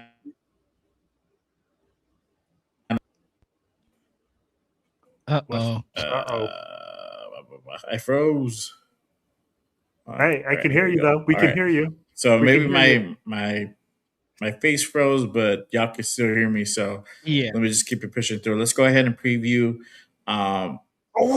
Raiders Cardinals versus Cardinals. Let's go. Let's go Got ahead and Raiders talk about football back. what should we look for as far as The post game quarterbacks. show. The What post should game we show. look? That's what we're looking forward to. Is the What? post game show. The post game show. I know, bro. Uh, Sexy, you'll be there, bro.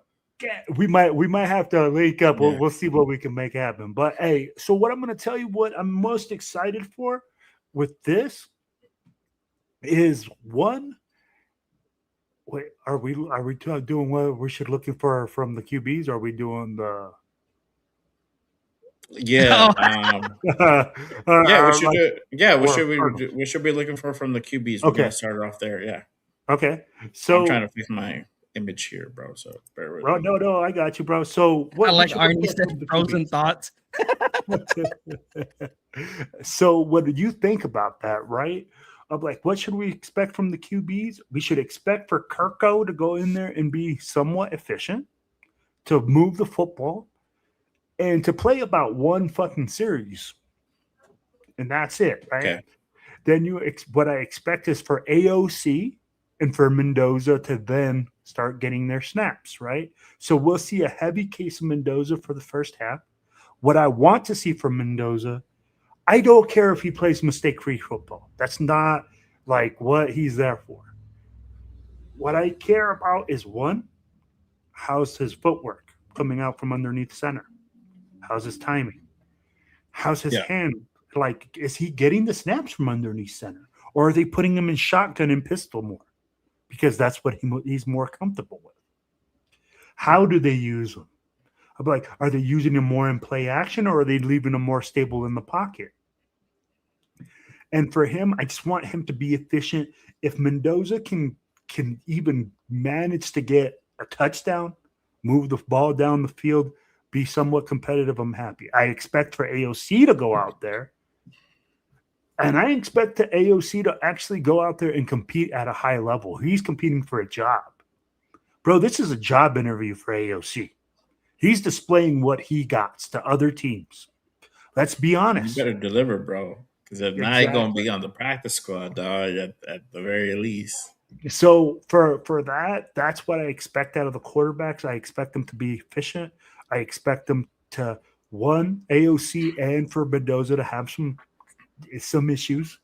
They're Yeah. not going to be perfect, but for Kirko, I just want to see him go out there and bro, like if he throws the pass and the pass was a little too high, Right. no biggie. You know what I mean? But if he's out there and he's throwing interceptions in the preseason, and we're getting sacked in the preseason, you know what I mean? That's all I gotta say. Yeah. Man, you hit it right on the button, Raider. Well, I think if Kirk does go out there, I think we're just gonna probably see one series out of him. And again, I just want to see efficiency. I want to see the command that Kirk brings to the offense. Whether that's maybe you do some audibles, just show your command of the offense. Now I know it's gonna be a lot of vanilla offense from Kubiak. But I'm expecting one series. I don't even if it's like it ends in a punt, touchdown, field goal, it's gonna be one series for Kirk. And like I said earlier, with Mendoza, I want to see a fast start. Now, I'm not saying first play, gun it down 80 yards down the field. I'm not saying that, but I want to see efficiency. I want to see that you have some growth from college to now. Can you handle the snap from under center? Can you? Because Clint Kubiak's bread and butter is the run game and play action. Can Fernando be efficient in that? We already heard in practice he's been fumbling the snap, and one of them came from under center. So I want to see how the handoffs with the running backs are. I want to see, to Will's point, I want to see his footwork. How does he respond to getting the snap from under center, going into his throwing his footwork? And then from AOC, I think he is going to ball out there. I think he's going to ball. Because like Will said, he is fighting for a job, and it may not be with the Raiders. It may be for another team. This is the time where all 31 other teams are looking at Aiden O'Connell. That if he gets cut from the Raiders, he may find his way onto another roster. Because I do believe if they put him down on the practice squad, some team will swoop him up. Yeah. Honestly, what I'm looking for. Sorry, y'all. I have to forward this text to my wifey. It's gonna be much longer before the power comes back on in my house. It's crazy, nasty word. But what I'm looking for Fernando is just again the command of the offense. I hope he does get tested early on. I want to see him what he does under pressure, under some serious pressure, not from our team. So I want to see how he reacts to that. I've heard there's been reports he's already thrown a few interceptions, and that's okay. That's a given. And I think, yeah, you're right. I think you just want to prepare everybody for the fact that Fernando's probably not going to look pretty the first time out there. Yeah. Or maybe we're going to be totally wrong, and he's actually going to be able to rise to the occasion and look pretty solid out there. I hope we're wrong, to be honest with you, because sometimes it's very wishy washy at this point with him. It's either sometimes he'll have like a mediocre day, and then sometimes he'll have a pretty good day. So it's kind of been that kind of way for him lately. So Yeah. hopefully it's a really good day. Maybe he's the type of dude that really plays really good under pressure. Hopefully that's the scenario. And same thing for AOC. I think your job is, you're right. He's playing for a job at this point. And if he wants to make the 53, he doesn't want to go ahead and be kicked down a practice squad. He needs to go ahead and show why he needs to be on this team. I think they'll still go ahead and carry him either way. There might be a scenario where you might run with 3 quarterbacks. I don't see it. I still don't see it, bro, because that's not what we've normally done, and that's why I say that. But I could say, you know what, we're just gonna run with 3. He hasn't said nothing yet. I think he might just leave it up to the last week of preseason, and then he might make a decision there. So we'll see how that goes. But yeah, as of right now, it's right now we have 3, and it's probably going to be 2 come week 1. So if that means AOC to practice squad, okay, and then that's what it's gonna be. Let me ask you guys this: what should we look for from this offensive line, and then what should we look for from the wide receivers out there on Thursday? What are I think the more important one is honestly the offensive line, because we are going to be a run first type team, and a lot of our offense is going to be predicated on our run game. So what should we look for on Thursday from the guys that are going to be out there? And I think it's going to be the starting line, and then obviously they're going to go ahead and rotate through certain guys as well. Well, you could talk about your war daddies real quick. Oh, bro. Go ahead, bro. You love the more daddies. Positive necessary. I'm gonna expect you like this, man. The big old sexy war daddies up front, man. What do I want to see, or what do I expect to see? So Either or, bro. Well, what I want to see is those big old war daddies just blowing people out of the fucking water, moving people like they just fucking little kids and shit. But what I expect to see is them communicating, them working together, being a unit, working in unison. If you make a mistake, you all make a mistake. Yeah. If it's not just, you know what, one guy, we're one block off. If we were going to be one block off, you might as well be one block off all the way down. Yep. Because somebody made the wrong call or something to that effect. But what I want is my big old offensive lineman, my big old sexy goddamn more daddies, bro, to fucking open some holes. Guys to move, to run the ball, to give Fernando or whoever the hell it is back there, Fernando, AOC, freaking Grandpa Joe, freaking George Blanda, freaking you could put Mark Davis with his freaking haircut back there and he could throw it to an open guy.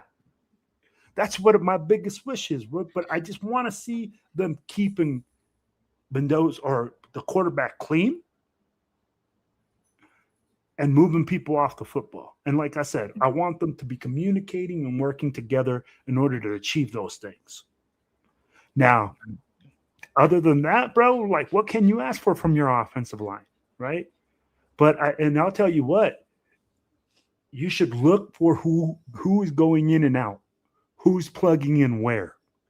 Who are they trying to put where? Because there's going to be guys getting pushed. Don't think because you got this first 5 offensive line that it ain't going to change. And there's one thing on this whole thing. Mendoza can change. Kirk Cousins can change. But how many offensive linemen are there on this roster, guys? Everybody can change. A lot. Yeah, but I'd be like, honestly, how many offensive linemen are there on this roster? There's a whole lot. There's 8 to 9 guys. Yeah. I think like 10. You could 10 max. 10. So most of those guys are going to make this team. about 70 to 60% of those guys are going to make this team. So that's what you should be looking for, is who's going to be on this depth chart. Who are they looking for, and who's not on this depth chart? 16 right now on the depth chart. They got 16 linemen. 16 linemen that are going to play? Or that is on the depth chart. I assume that is going to play for Thursday. Probably like 16 to maybe 17 offensive linemen. Oh, then I'll be like, that's a lot more than I thought.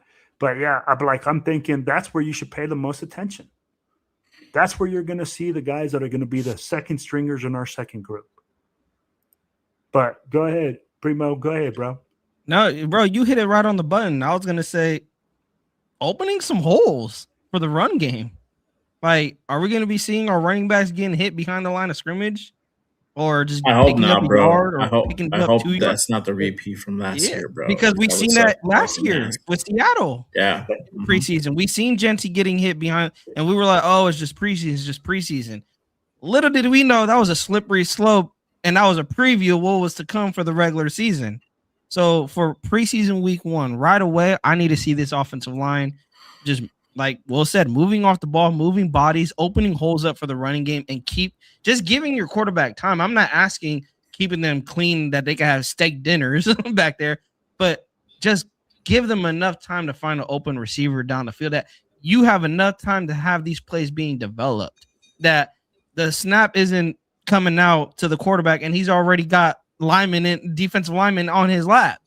And we're going to see Aiden O'Connell out there getting sacked, or Fernando Mendoza getting sacked over and over again. We're like, damn, bro, Mendoza could get hurt preseason. That's what I want to see from this offensive line. Are you guys going to just get ran through like last year's offensive line?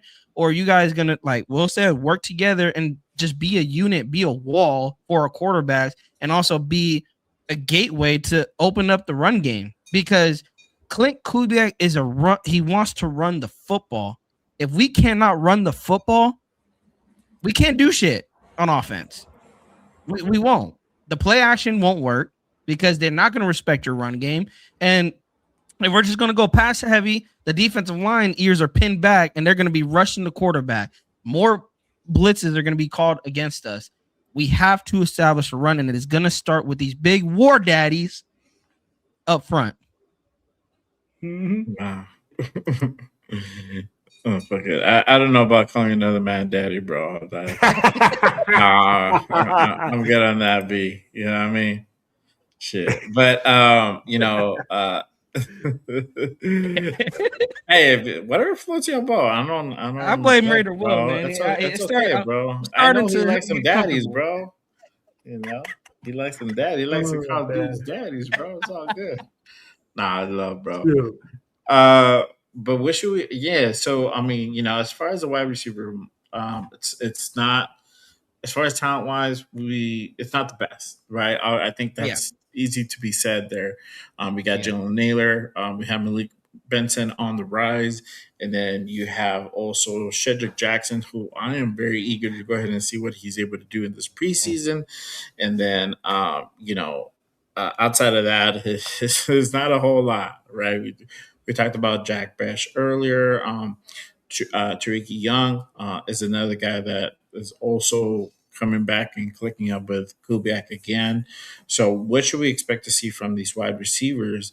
And then I'm gonna flip it to y'all on the other side of the ball. What should we be looking at? We should be looking from the defensive line. We talked about Tonka Hemingway. You got Adam Butler.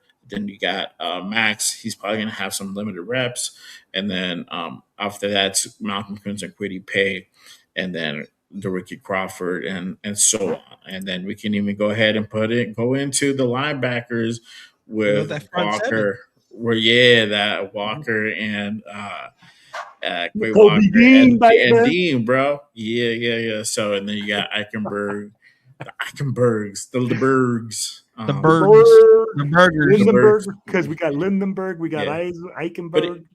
But like I was saying earlier, interesting to see Sloan be put up at edge. How y'all feeling about that? So I'll go ahead and hand it off to y'all, and then I'll drop in my 2 cents. For the Will, you want to go first? So which one? Go ahead and did you go? Did you already hit the wide receiver one? Yeah. All right. So what should everybody be looking for as far as the defensive line is concerned, and then the linebackers as well? So defensive line. I need those big poppy swaggers up there, bro. I need Tonka Hemingway, bro, to be throwing some freaking men children out there like a fucking gorilla. I need him to be I need him to show me something. I need him to give me some hope so that way with him and Adam Butler, there's some type of dynamic duo on the inside. There's some type of pressure. It would be a big relief for me as a fan to see some pressure coming from the inside of the pocket than from the outside. Bro, that is going to give those guys on the outside that much more ability to make plays. Also, the guys in the secondary, because like I said, when the pocket collapses from the front, bro, that pressure is freaking worse on the quarterback than it is when it comes off the side. They want to get the ball out faster. They feel it faster. I don't know why. It's probably because your eyes are facing that way, but you see that pressure faster that way. So for me, I want to see that. Honestly, I'm excited because I feel like we have, and maybe I'm crazy, some sort of continuity and depth inside in the middle with Booker, with Tonka Hemingway coming along, and now with Adam Butler. With those three guys, we got some sort of rotation that we can keep three big guys in the middle, right? Or have some type of or differences of guys. Then you have Malcolm Kuntz developing on the outside. We've already talked about Kwity Paye, but Kwity Paye and K-Ron Crawford, both of them sat out a couple of days because of injury, right, in practice and stuff like that. So I don't know what's going on there, but the emergence of Sloan, I'm like, I don't know if you guys saw, but he got a sack today. Yeah. And coaches are excited about this young man, you know? Yeah. I'd be like, so when you do those types of things, man, I mean, like, bro, it's exciting for that defensive line. It's young, it's fiery, it's hungry. Max Crosby wants to be there right now. Right? Oh, yeah. I mean, you got that dude all the way fired up where he's over there trying to fight his starting quarterback, bro. And you can see it, and people are talking about the energy that he has there. And then when you talk about the linebacking core, when is the last time you even said that we had two legitimate starters at linebacker? It was like since Kirk Morrison and Beaker. We're talking like 2006. I think Primo was barely a baby. I was a child. Yeah, I was like, what, 7, 6 years old? See, I was like, my man was still a baby. I'd be like, I was just graduating high school. Or no, I barely got out of the Marine Corps. So I'd be like, bro, I'm still a young buck. So that's how long it's been. It's been 20 plus years since we had some good linebackers. Now, is there questions at depth? Absolutely. You know, Tommy Eichenberg, are you going to step up? Are you going to be that third guy? What happens if Nakobe Dean goes down? Yeah. What do we do then? Who supplements that? And that's where like Lindenberg comes in. That's where Sloan comes in. And these guys being moved around. Hey, man, or the kid from or the middle linebacker said, I've played more positions in practice this year than I've ever played. The guy that came from Green Bay, like I can't remember. Quay Walker. Quay Walker. He's played more positions on defense this year than he's ever played in his life. So that excites me, man. That tells me that these guys are going to be used in a multifaceted way where they're using different abilities and different skill sets. Hey, for the defensive line, I want to see pressure. I know we can stop the run, but I want to see this quarterback go down hard. I don't give a fuck if it's preseason, y'all. I don't. Carson Beck, you're going down. Bro, slam these quarterbacks on their ass. That's what I want to see from the defensive line, because I said it earlier. We were able to stop the run last year. We just couldn't stop the pass. So it didn't matter that we were making opposing offenses one-dimensional because they would just shred us in the passing game. So what I want to see from this defensive line is Tonka again living up to the hype that is coming out of camp. Continue doing what you're doing, and Hopefully we see that come game time. I want to see what Quiddy Pay can bring. Can he get some sacks? We've seen this guy get eight sacks in back-to-back seasons and then kind of took a dip. And he had a 5-sack season. So I want to see if he can give us some hope for the regular season that he can get to the quarterback. He can take down the quarterback. And Malcolm Kuntz, I'm expecting this guy to get a lot of reps come Thursday. He said he said last year was a mental thing, that to get over the injury, he feels better. He feels like he is back. There's a lot of reports that saying he feels like he is back pre-injury.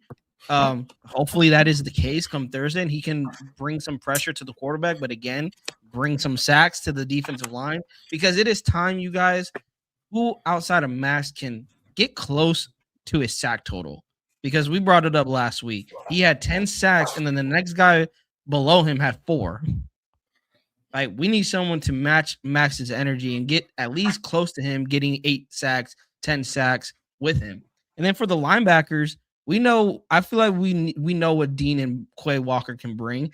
I am excited to see Quay Walker play multiple different positions. He says being freed up like that, he feel like he can play faster and he doesn't have to think a lot. I believe Dean is going to get the green dot. So Dean's going to be the one calling the plays.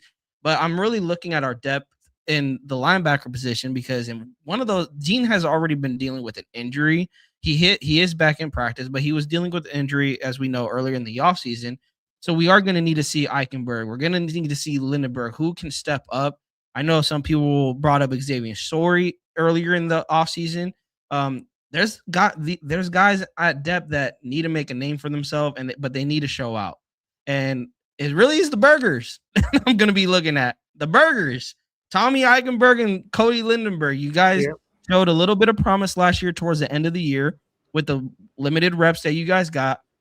Preseason is no different. Show what you got. Especially you guys are playing behind Dean and Quay Walker, which you probably not going to see the starting field. You're going to be death pieces to them, but show that you guys deserve to make this 53-man roster, because if they don't, I said it with the wide receiver group, you got guys behind you that are willing to take your job. Don't give another guy an opportunity to go out there and ball out. But from the linebackers, I'll end it with this. I really just want to see them not keep the middle of the field closed. Don't leave it wide open like they always do. Hopefully we can contain the middle of the field. And also, how are they going to – I want to see that, Rob Leonard's going to call out more blitz packages. I want to see, can the linebackers get home? Can we create pressure along with the defensive line? Because we are going to run a lot more blitzes. We're not going to be playing that conservative defense. So I'm watching how these linebackers cover, and also if we call some blitz, can they get home to the quarterback? Yeah, there you go. Well, yeah, it'll be interesting to see how these guys go ahead and scheme up on Thursday. I'm excited again. I'm excited to go ahead and see what Nakobe Dean Quay Walker do, and then outside of that, everybody else. I'm excited for Sloan.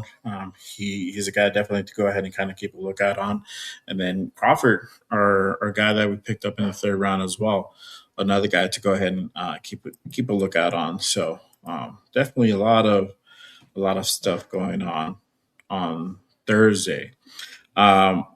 Let me go ahead and switch it up, and we'll probably start round it off here. What should we look for from the secondary on Thursday? And then also, what are the players that we need to go ahead and watch as well on both sides of the ball? Give me your top 2 on who we should watch. For me, I think on the secondary part, I'll go ahead and give my 2 cents now. For me, on the secondary part, it's going to be Zeke Masses. I love that dude. I want to see what he can do. If Jamad McCoy gets him burned, that's another guy as well. And then obviously on the nickel position, if Stukes gets that opportunity, what is he going to be able to do in the nickel position? And then how also Paul Mao and that free safety plays out as well. But we're finally pretty strong at corner. I'm excited about that. And then just overall, just to look, guys to watch out. I think you don't have to say it. I think pretty much Fernando Mendoza is going to be all eyes on Fernando Mendoza once he takes the field for the first time. you cannot not say it. We just try to hit on everybody else's on different other players and different other topics because it's so obvious Fernando Mendoza. But aside from him, I'm really excited to see kind of what Genty does and Michael Washington, and then obviously on the flip side of the ball, it's going to be for me. It's going to be Zeke Masses, and I wanted to go ahead and see what Sloan and Sooks are going to do for me. But you guys, what do you guys think? Let me know. What do you guys we should look for in the secondary, and then what players we should look out for, and then everybody in the chat. Again, appreciate you guys pulling up and tapping in. Yeah. What do you guys think we should be looking out for? Who are you guys excited to see?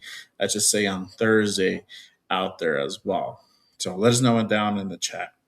But go ahead, Primos. I'll let you go ahead and kick it off. For secondary, I mean, Zeke Masses for me too. I mean, we're hearing his name every single practice. Like it feels like, there's a play out there where I don't know what wide receiver who's going against, but again, sticky coverage, got a PBU on him in coverage. Love what I'm seeing out of Zeke Masses with the little clips that we're getting, and also the reports that we're getting. So I want to see more of that, sticky coverage.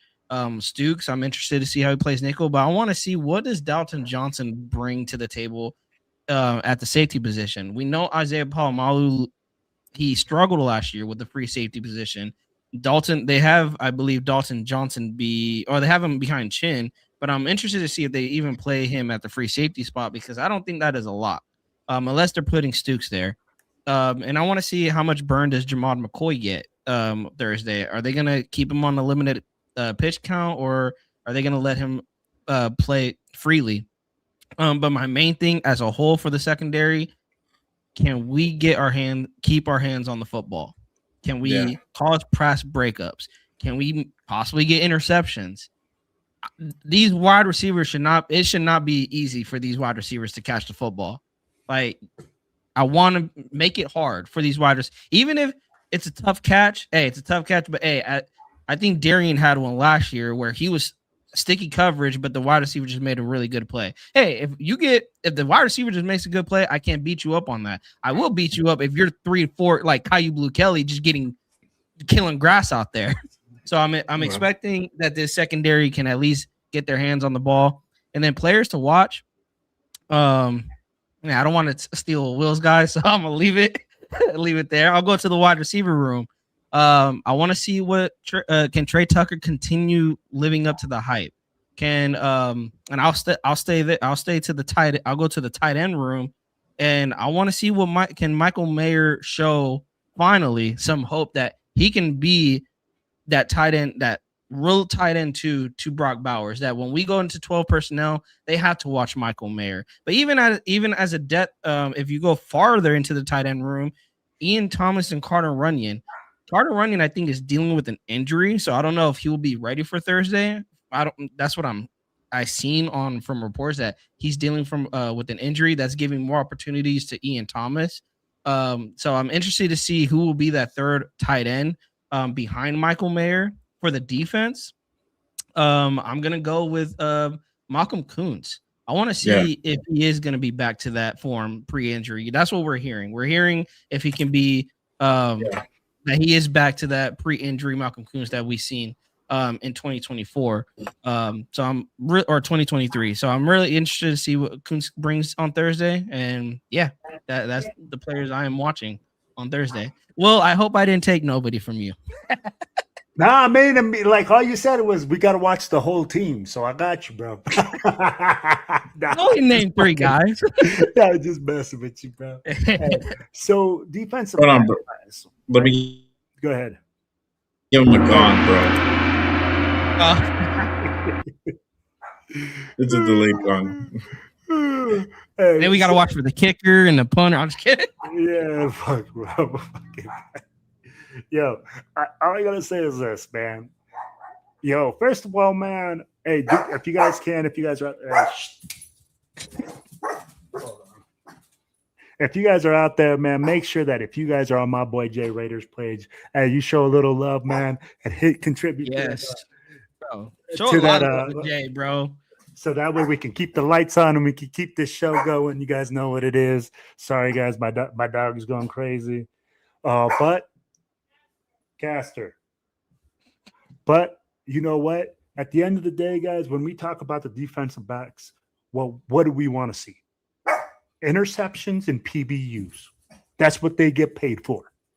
I don't want to be hearing about this. Oh, well, we kept this guy contained and, they just dinked and dunked us all the way down the field and we can't get our hands on the football. Nah, you are there to do one thing, is get that motherfucking ball. See ball, get ball. That's what you get paid for. So that's what I want to see with the DBs. I want to see PBUs. I want to see coverage. I don't want to see a 3rd and 18 become a first down or a flag with pass interference. Players to watch.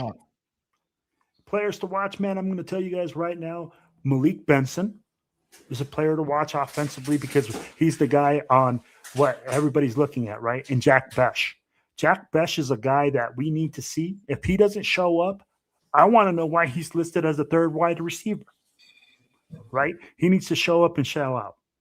On defense, to me, it's going to be the big boys in the middle and the front 7. It's not just one player to watch. It's a group to watch. If this front 7 exotic, what are we doing? Are we doing different types of blitzes, different looks? Are we going into different fronts? Are we doing stuff post action? Or what are we doing? Those are the things to watch because scheme wise, we're going to be pretty vanilla, I think. But we're going to give up little wrinkles when we have guys playing in different spots. So to me, but the one player defensively I am watching, I'm with you, is Ezekiel Masses. Is this guy really, everything everybody's saying he is? Or is it that we're just going against a poor wide receiver? Yes, sir.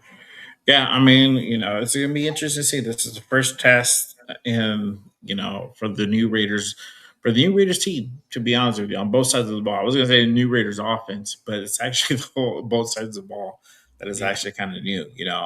We got personnel, not only, team wise, as far as like player wise, but, coaches as well. So you're going to see real tests. We're going to see actually how Clint Kubiak and Robbie Leonard and Andrew Janoko operate during an actual game. This is kind of what, even though these guys have already been involved in games before, it's not something new, but really the management part of it is really gonna go ahead and kind of give them the first little test, and it's just getting that experience of running the show by yourself. And me and Primos talked about it the other day, the week prior, when you had to dip out. Well, and so I brought up this question: is like, how are they going to perform? How are they going to go ahead and look like this season, right? And are they going to make the right calls at the right times? Are they really going to go ahead and be able to go ahead and game manage and be able to know when to run the clock, know when to go ahead and hurry up, how to go ahead and up tempo this offense if it's like struggling, if they see it where it's like, they're having issues getting started and they're choking, like what are they going to do to go ahead and make the adjustments to get it going? Because a lot of the struggles that we had last year is that we couldn't find out how to go ahead and really get this offense going once it started struggling.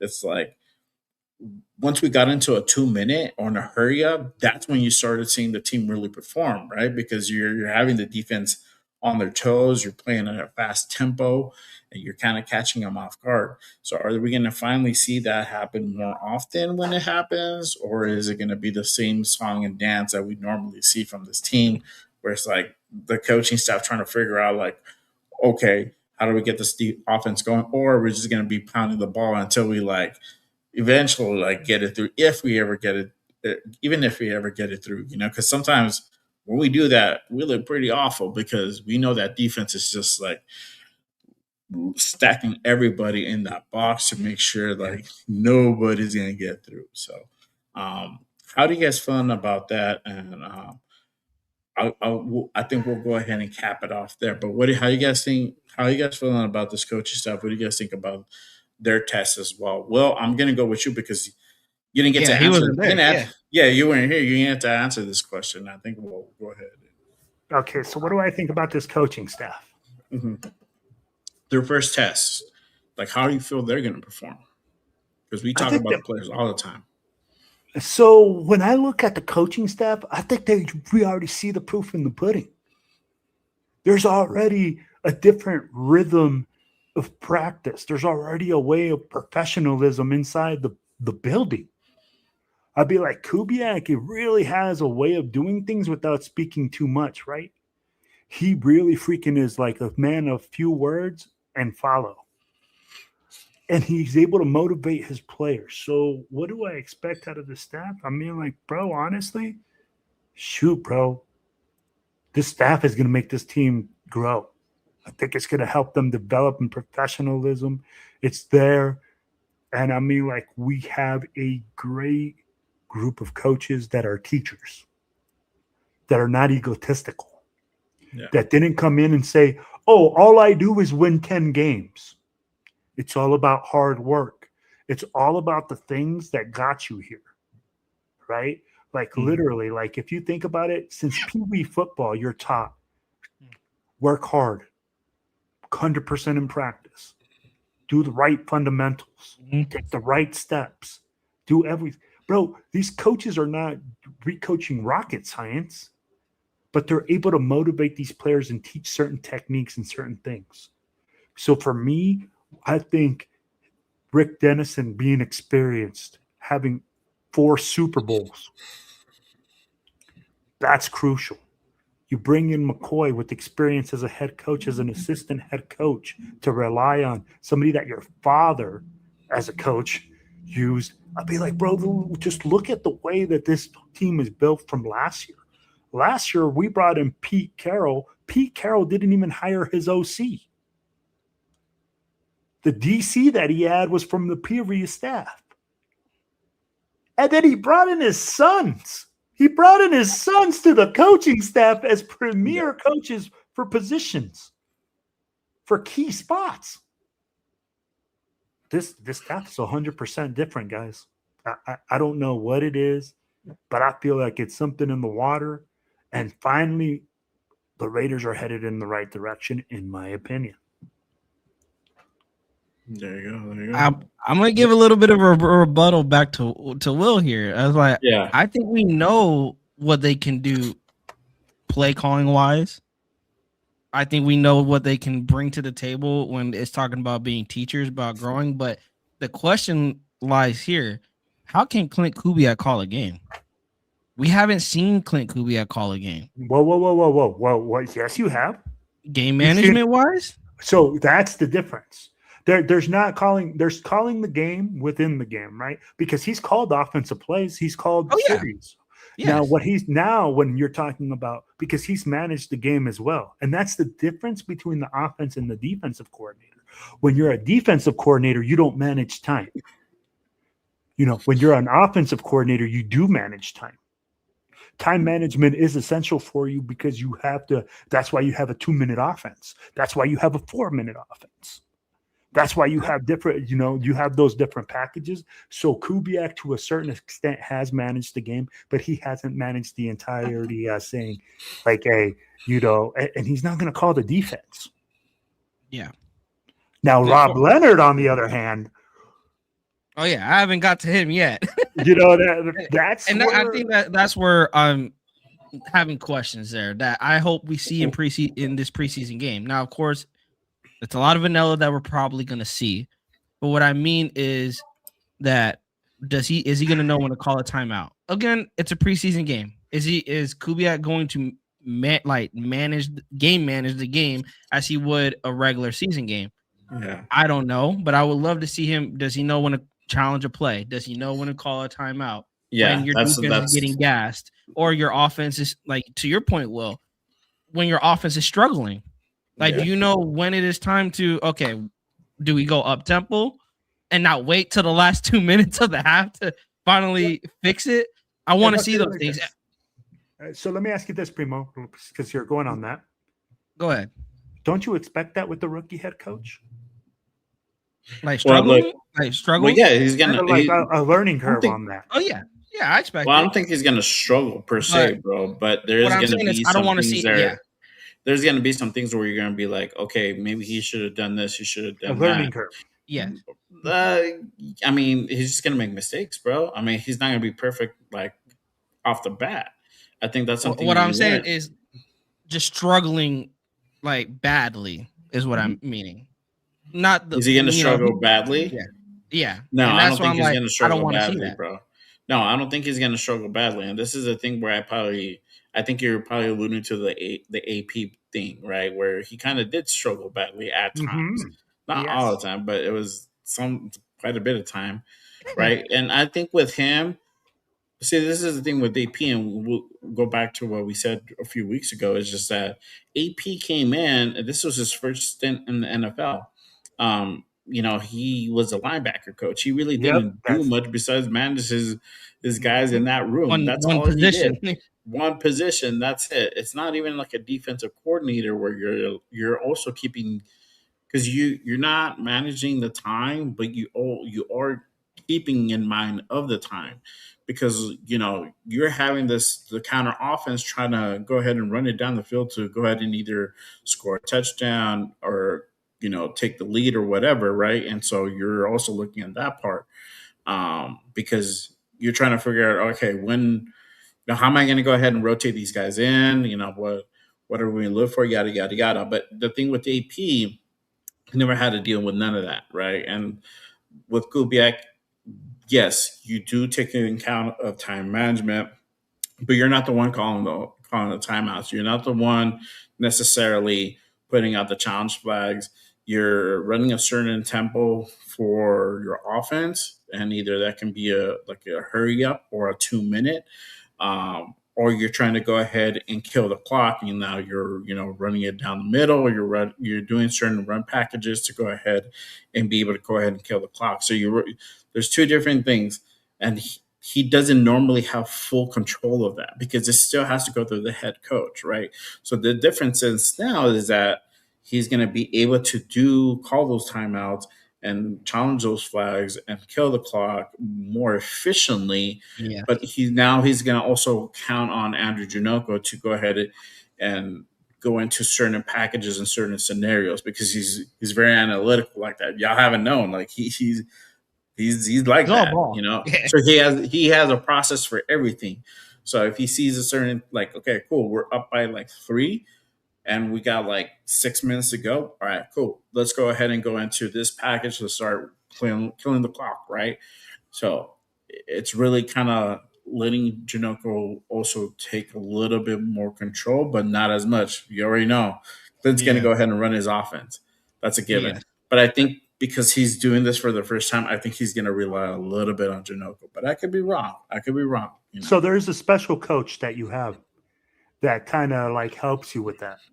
There's the guy that like looks at the clock. There's a guy that looks at all those things. Yeah. So there is it's like, I don't even know what it's called, bro. It's like there's some sort of freaking coach on the field, but they do game that, management, right? game manager.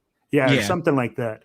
So when you look at that, Jay, and you hit the nail on the head, for me, Kubiak is not going to suffer as much because he didn't move from a position into he's a coordinator.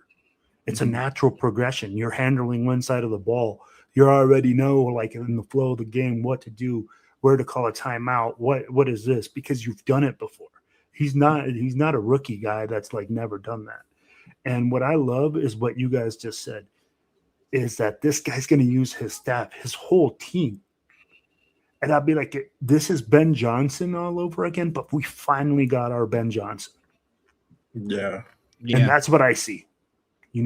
Finally something that's going to be competent out on that field, and we'll be a competitive team. Now, are we going to go to the playoffs and all this crazy shit? No. But are we going to be a competitive team? Absolutely.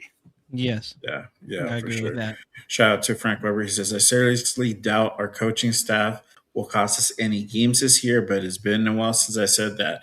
Honestly, bro, and it could happen, man. It could happen where they can mess up. But will those mistakes be constant, I don't know. That's going to be the question right there. So we'll see. I know my picture went away. There you go. You froze up. Yeah, I know it froze up. Stupid thing. All right. Well, No, but hey, I'm gonna tell you guys like this, man. Hey, I want to send a big shout out to our boy Jay Raider. Hey, this man is 100% dedicated to the game, bro.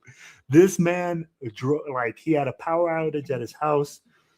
We had the show on.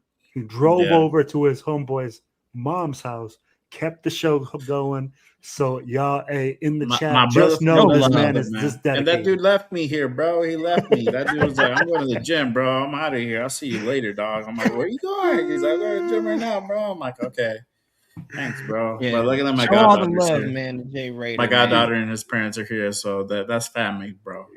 That's I know my boy for like 25 years, dog. We went to high school. That's how much love it is, bro. You know what I mean? So yeah, my boy got my back. Yeah, I had a literally, y'all. It was crazy. Like we're doing the intro and the power went out, and I'm like, "What the fuck?" What's up, and then bro? I'm just hearing the intro like play in the background because like the internet's still kind of like pushing out a little bit. And I'm like, "Damn, like what am I gonna do?" And I couldn't even get on the phone. I couldn't even do it from the phone at home because the cell service sucks over there. You know, it's very spotty for T-Mobile. Like in my area. So I'm like, I had to like, once I started driving, I think I pulled up to his house and I was like, cool. But he's like, "Yo, my power, his power's out too, bro." So I had to come to his mom's house. That's how crazy it is, bro. Just to go ahead and finish off the show, y'all. But hey, real quick, shout out to one of the queens here, Raider Loves in the building. What's up, girl? Appreciate you pulling up and tapping in with us on this Monday night. I might have to go ahead and pull up another one from tomorrow and do like a quick live and just kind of recap some of my, because all my show shit just went out the drain. Well, half of it. We covered a good amount, y'all. We covered a good amount.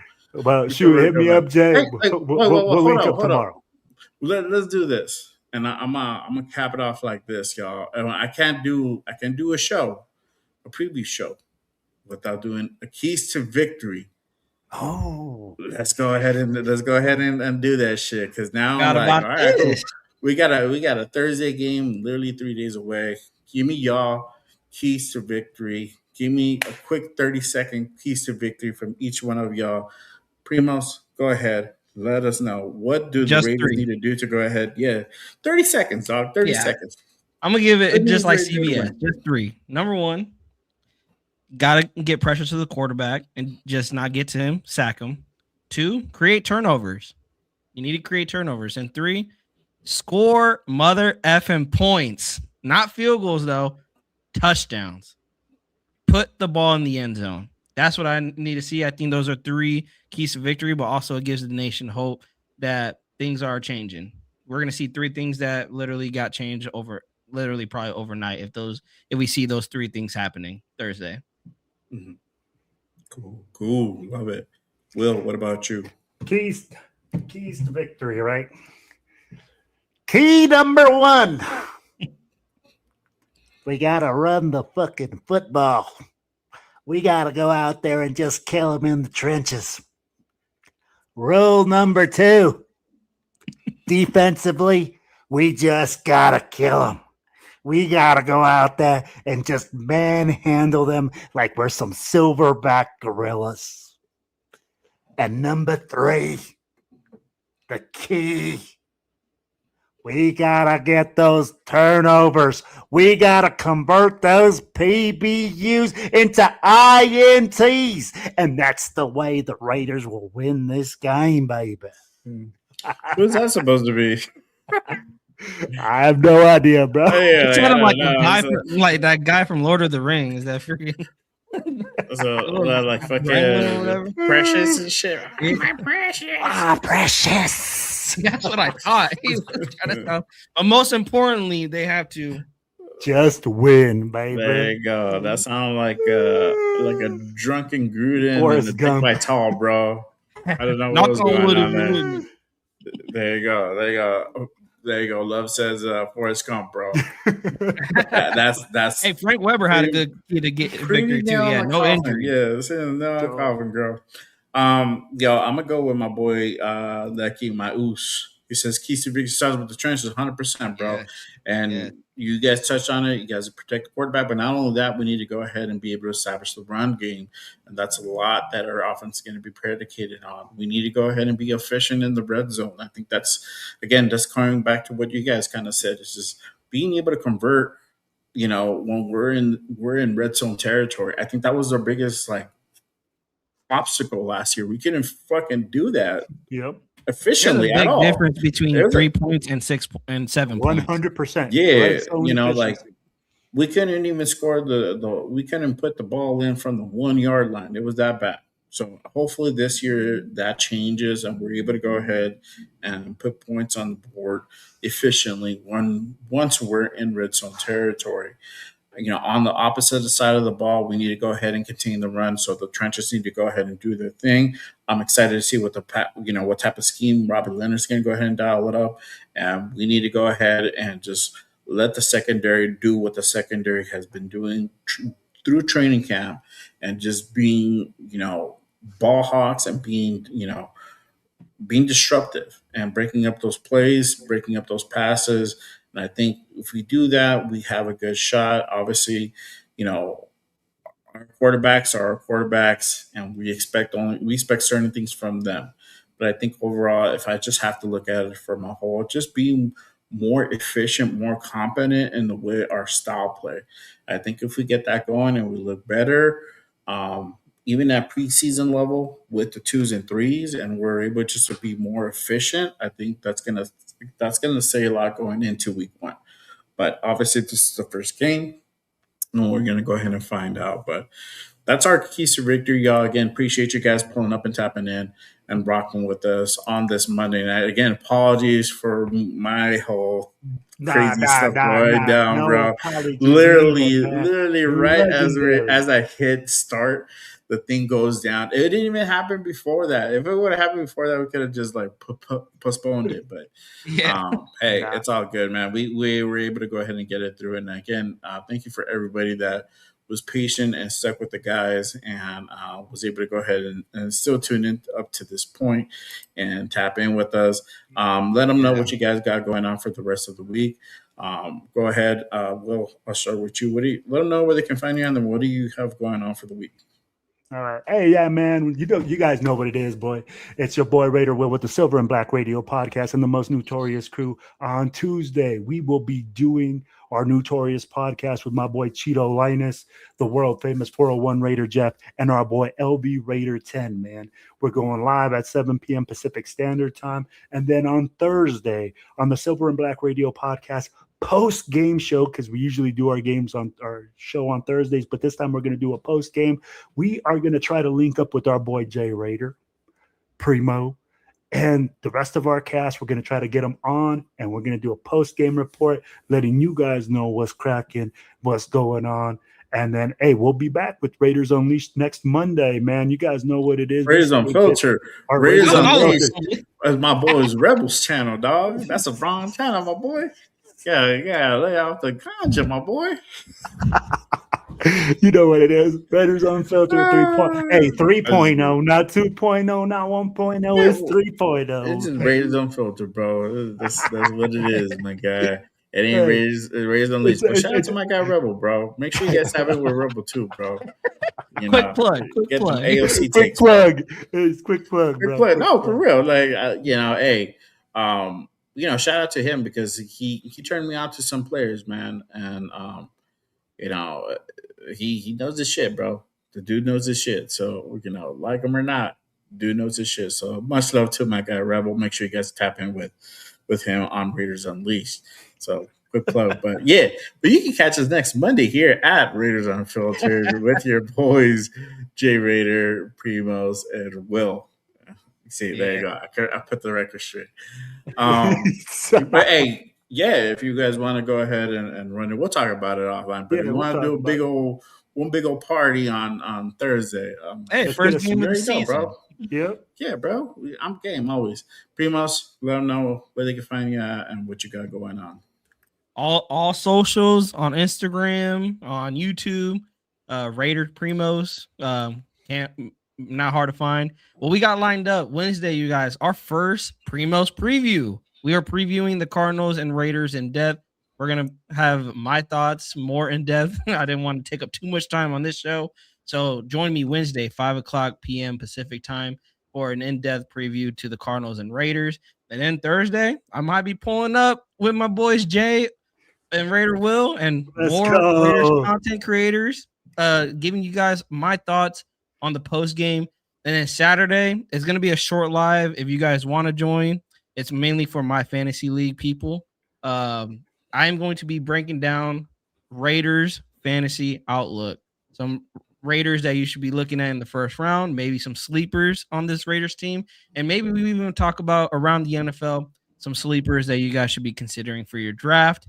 But yeah, that'll be Saturday. Still haven't got a time, but yeah, go hit that subscribe button, hit that bell, so you guys are not missing anything from your guy Raider Primos. There you go. There you go. That's what's up.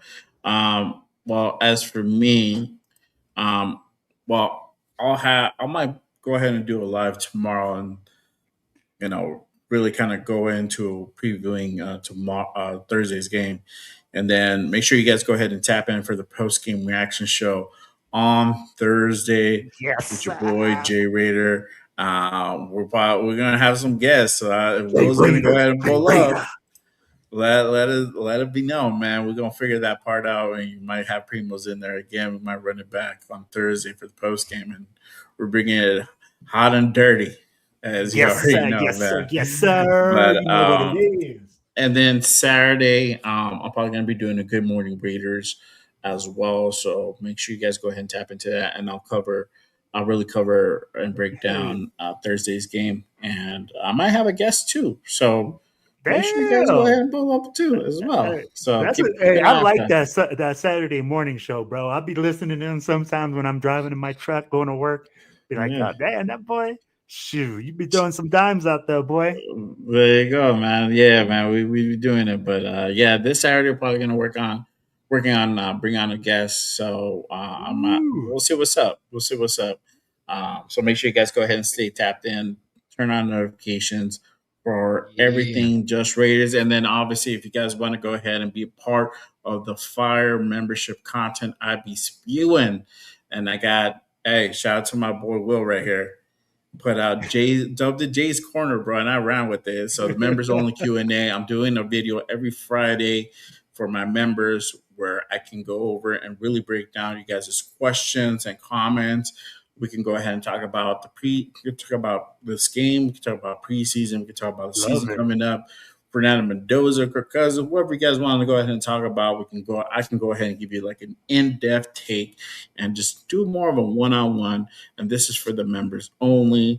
I don't put this out there for the public. This is just for the JRB fam. So if you guys want to be a part of the JRB fam, go ahead and hit that link that's pinned up top. It really does go ahead and help keep the lights on here at Just Raiders, and it's only $5 a month, and it covers everything. I'm gonna be doing live streams as well. We're doing Jay's Corner already. Gonna be doing special videos just for the members only.